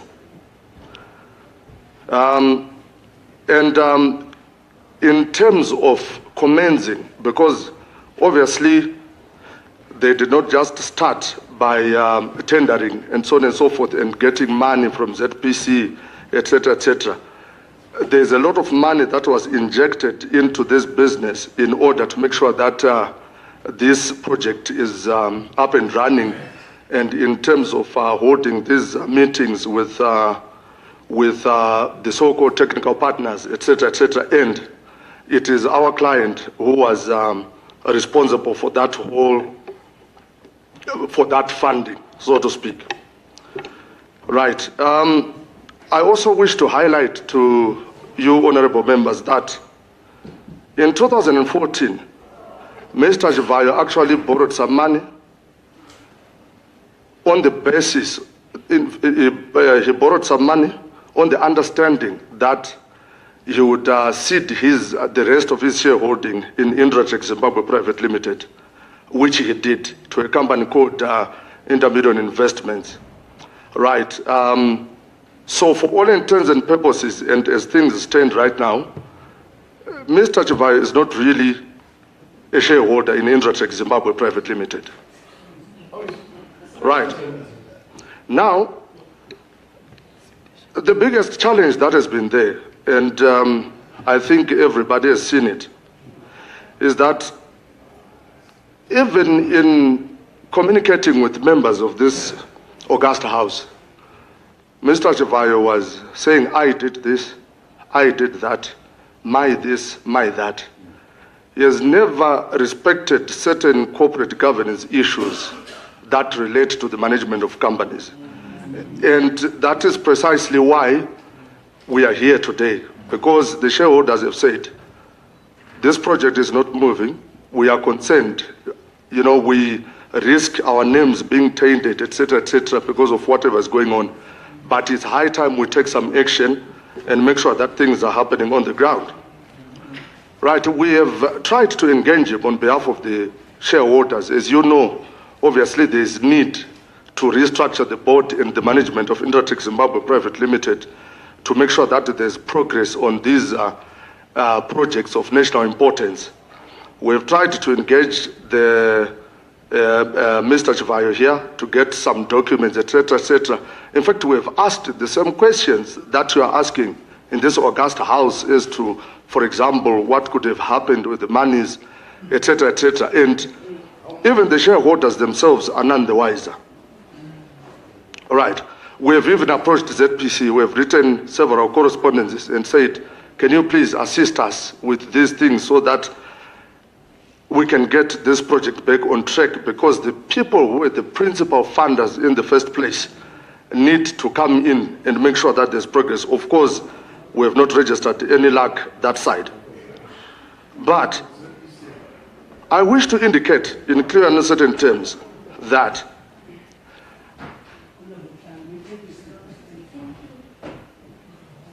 the shareholders of Intermediate Investments, the shareholders of Intratrek Zimbabwe Private Limited are very much prepared to fund most of the positions that may seem to be controversial at the moment. As a matter of fact, they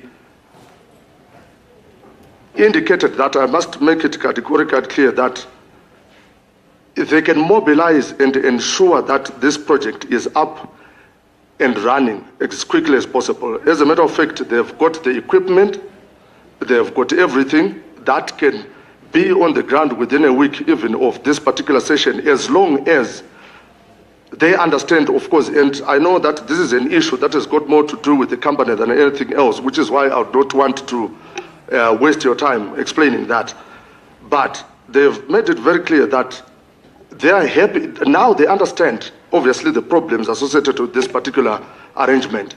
And because of that, they are taking action. And this action, obviously, is in the form of effectively restructuring this board and the management. And they are mobilizing on the ground, and they are more than happy to pump out these monies that are required, since they were the principal funders in the first place for Intratrek Zimbabwe to be in existence in the first place. I think on behalf of the shareholders of Intratrek Zimbabwe Private Limited. That is what I wish to communicate to this august house.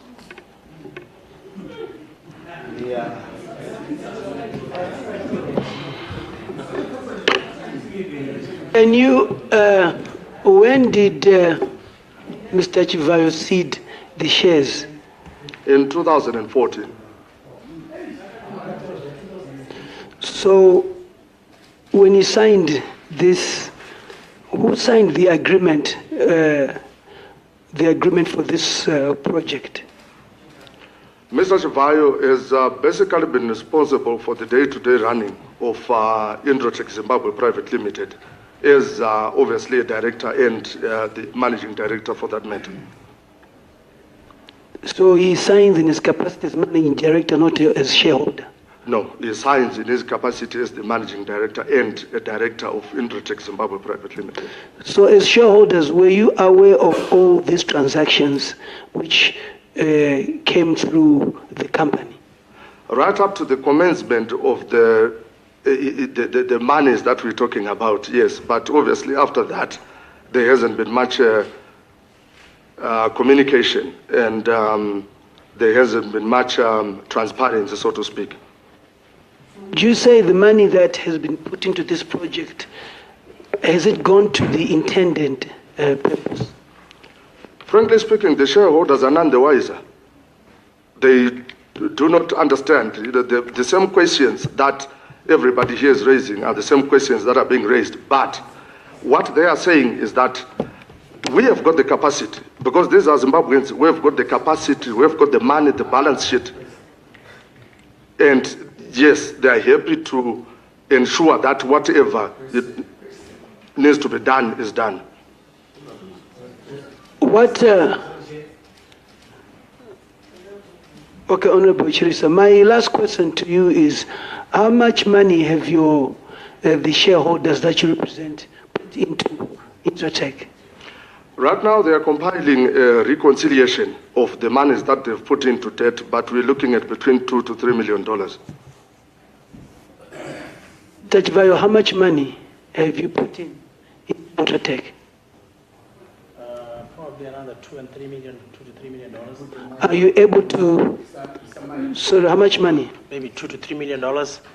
Are you able to show us proof, both parties, of the money that you've put into this? Because this is now going to what the members of parliament say, is this a briefcase?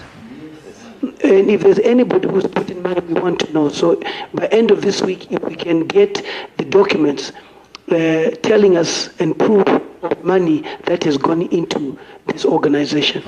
Any questions from members of parliament? Of the committee? Yes, Honorable Nengami. Thank you, Chair. I just want to put the question to the lawyer that, like what you rightly said, that Mr. Chivayo ceased to be a shareholder in 2014. As of now, is he an employee as a director or what? In terms of currently, what connections does he have with Intratrek? Currently, he is my director. Right. Currently, he is a director, and he is the managing director of Intratrek Zimbabwe Private Limited. Chivayo, why did you tell us that you were a 50% shareholder? Before us, you took oath and said you're a 50% shareholder. And now we are told you are not a shareholder, you are a managing director. What is your response to that? Thank you, Mr. Chairman. The issues of shareholdings, I think, is an internal issue for Intratrek. It's my word against his word. He will say, I ceded shares in 2014, but in 2015, after signing the contract, Mr. Yusuf Ahmed gave me my 50% back. And I have evidence to that effect. We have share certificate, which is in my name for the 50%. So he is a lawyer representing those shareholders. I didn't bring my lawyer.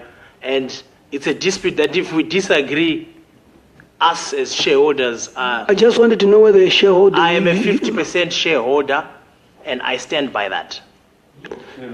Yes, Honorable Holder. Thank you, Chairman. What I just wanted to clarify, the lawyer who's representing the other shareholder, have you got documents regarding to the ceding of the shares to the other partner? Yes, I do have those documents. I have them with me even right now.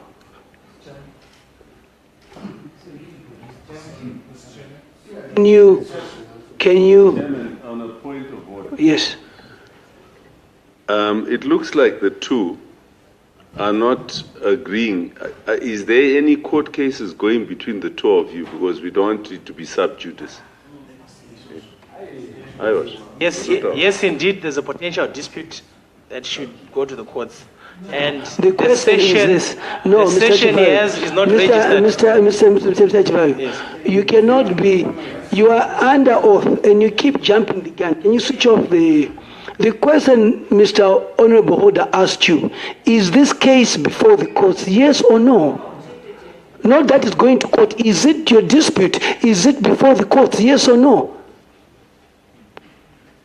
Then my response was, there's a potential dispute. I said, lawyers have been communicating. Is this case before the lawyers courts? have been communicating and letters have been written. What we are saying, Mr. Chivayo, I think, Mr. Chivayo, you are not understanding the consequences of this.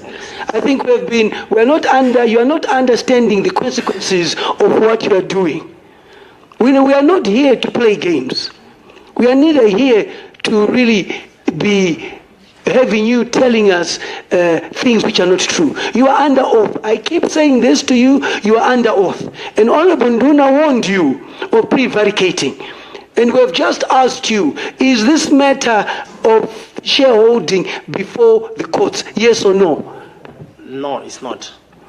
Mr. Toko, may you finish the committee with the documents that relate that he ceded shares, and if there are any that will come, I mean, if the matter goes before the courts, that's different. But for now, we want to establish the legitimate owners of this entity.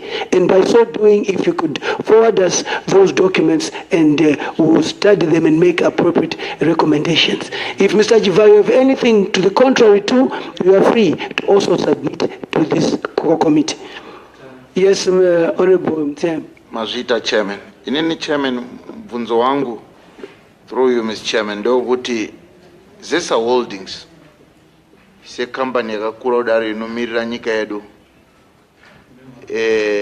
Ine mari inoshanda kudaro yakawanda kudaro inenge ichibuda nevanhu mari yenyika yedu through Zimbabwe Power Company. Vanenge vane basa rekumirira mari dzedu yakawanda kudaro. Kana takatarisa vachisenza nekambani dzakadai so kuti nyika iende mberi ine vanhu vakaita madegree vane PR department, chii chiri kuitika kuZesa, chii chiri kuitika kuIntratrek. Ivo veIntratrek pakusenza kwavo, mubvunzo wangu uya chairman wakusimuka wendabvunza vachivhaya kuti mune mhosva here yamakambopara ine chekuita nenyaya dzeuri, vakati azveshuwa zvakabuda pachena kuti fraud takuba saka vakachaiwa 2 years handiti, but ivo vari kuti zvese izvozvo hazvina basa, inini ndaichandoda kuita chi, kuita mari. Saka maitiro emari acho ndiwo here awa evaishanda neZPC. Anyway, discussion yedu secommittee, asi ndinofunga ZPC neZesa Holdings chinofanira kudzoka futi vambotitsanangurira maendero evakaita kuchikoro kana vachishanda nemakambani akadai so. I think members of parliament, that's why you're doing such a sterling job in exposing this. If it was not for your oversight role, the country would not have known this. And probably Chero Iwo is this house, because the state procurement board is critical too. Could Pawanopama tenders, one wakaita say. So it's a whole chain of people, and this parliament will recommend otherwise. Honorable Holder. Thank you, Chair. I just want to find out from the lawyer, where is the current director that he had to send you as a representative? Is he in the country or out? He is out of the country at the moment. Check.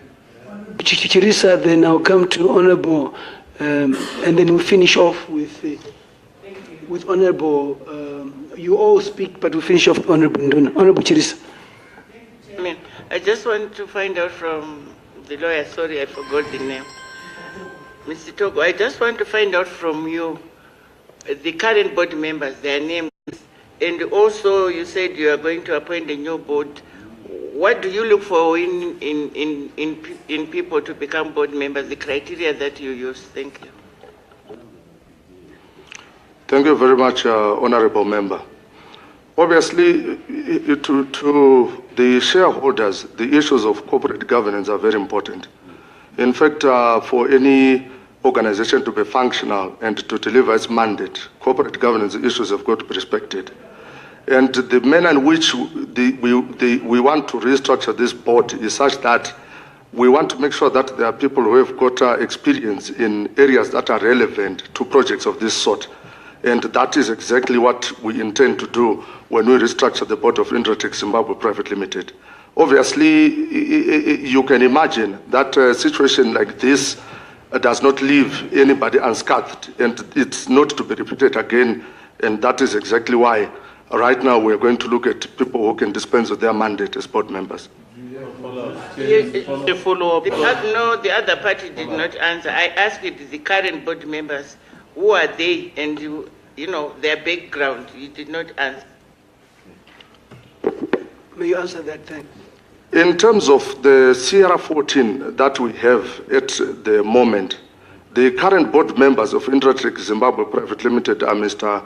Wicknell Chivayo, Mr. Ross Chavi, and Mr. Yusuf Ahmed. And that is what is reflected by the register of directors and shareholders that we have. And we have those documents here. Chairman, when was the last... You seem to want more clarity. Honorable Chirisa, go ahead. I don't know. I stand to be corrected, Chairperson. These are the shareholders, and they are board members and managing directors and what else and what else and what else. So, no, I don't understand. No, I think what you said is that the shareholders are different from directors. Okay, Mr. Chivayo is a director but not a shareholder. Okay, the shareholding was ceded and he's a board member. You see, so that's exactly, if I'm not mistaken, that's what you're saying to the committee. That is the correct position. Honorable Chair, just, yeah. Yes, Honorable Ndebele. Did I hear him right when he said he did due diligence and checked with company's registry that indeed Mr. Chivayo is not a shareholder? Is he going to repeat that? Honorable Ndebele, why don't you direct the question to him? You've got the floor. It to him, but through you, Mr. Chairman. The question, Mr. Togo. May you kindly repeat the question again? My point is, being a lawyer, obviously in preparing for this, you did some due diligence by way of verifying the facts that just came out of your briefcase. Did you check with company's registry to see if Mr. Chivayo is no longer or ceded his shares, so to speak? There was no need for me to do that, Honorable Member. We are in custody of all the original documents of Intratrek Zimbabwe Private Limited. Any changes that would have occurred obviously would have been done clandestinely. Just like everything else that has been happening, phone calls, we are coming back to the initial question that I asked before teaming out, that obviously all these orders that were being given into ZESA against their will were taller than the minister. There is a force to reckon with which was higher than the minister, and we keep egg walking around that. That's the truth. And if Zimbabwe has to move forward, we must arrest this immediately. The new dispensation must show teeth. Obviously, there's a hell lot of criminality. I think, Honorable Ndebele, you're correct. That's the reason why we've got the Minister Udenge coming, and then we'll get to who's taller than him. I think we are in the process of doing that. We are leaving no stone unturned. I think you know that that is something that is already lined up in him coming before us. It was you and then Honorable Chidagwa. Okay. Thank you very much, Honorable Chair. My question is, maybe to you, Honorable Chair, or to Mr. Tokwe, does the contract of Intratrek still hold with Zimbabwe Power Company to do the job at Uganda, given the instances and the happenings that we are experiencing today? Mr. Toko, you're the company representative. What does your contract, is the contract still holding according to the Honorable Member of Parliament? Yes, the contract still holds. And as I indicated earlier on, maybe if I can just expand on that. The capacity to deliver on that contract is there. Action speaks louder than words.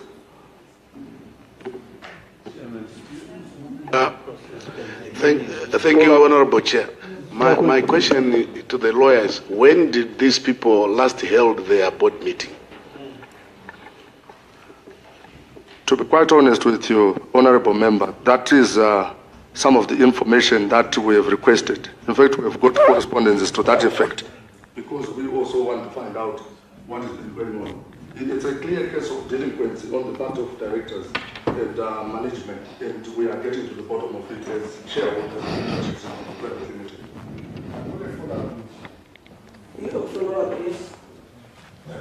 My follow-up question is, did the shareholders of Intratrek Zimbabwe, without Chivayo, lose any money with Chivayo? Is it stable? And what does ZPC think of a company that has got this way of actually, it's like company governance, and it still continues to abide by the contract rules and regulations? The answer for ZPC, but Mr. Tokwe, can you respond to that, whether there has been any misappropriation of funds by the managing director, Mr. Chivayo? That is the exact reason why we've requested for the information that we've requested for. It is very difficult to say yes or to say no without, obviously, without the financials for Intratrek Zimbabwe Private Limited. We have requested for those. Yes, Honorable. Thank you, Chair. The lawyer did present to this committee in brief what he presented, but I just wanted to find out, for the committee's sake, has he got this presentation written down in writing so that we could actually, as a committee, remain debating and going through the lines with the toothpick so that we can see if there's all the stones are turned? I just wanted to find out if he's got that written, the presentation which he gave the committee, has he got it written down so that the committee could remain at that? Mr. Toke, may you respond? Unfortunately, I do not have a written presentation. What Mr. Toke said he has is the company documents for Intratrek, which we have said if they could be handed over to the committee as well. Honorable Mnengami. If you think that you don't have a question, you don't have to speak, Honorable Mnengami. Thank you, Chair. Chair, I'll speak in Shona. Mutuno wira kwa wakarerekera. Iye zvino haisisiri nyaya yekuti muchamira here pamberi pedare muchitongeswa nenyaya yekutaura zvimwe zvisingafambirani nedare. Nyaya yekuti muchamira rini, haisisiri nyaya yekuti muchamira here kana kuti kwete. Mungava here nechishuwo mukati mehana dzenyu vachivayo nevamwe medza amwe mashoko ekugadzirisa zvimwe zvamatopa kudare rino iri zvamungada kuti mugadzirise kuti musazotongwa nenyaya yekunge musina kutaura chimwe chokwadi chinofungidzirwa kuti chokwadi padare rino iri. Ndiri kukupai mukana semunhu apiwa mukana wokugumisira kutaura. Tinotenda honorable.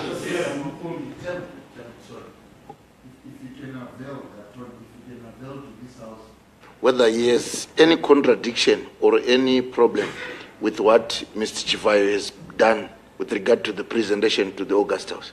Has he got any challenge with anything? If ever he has, can he highlight?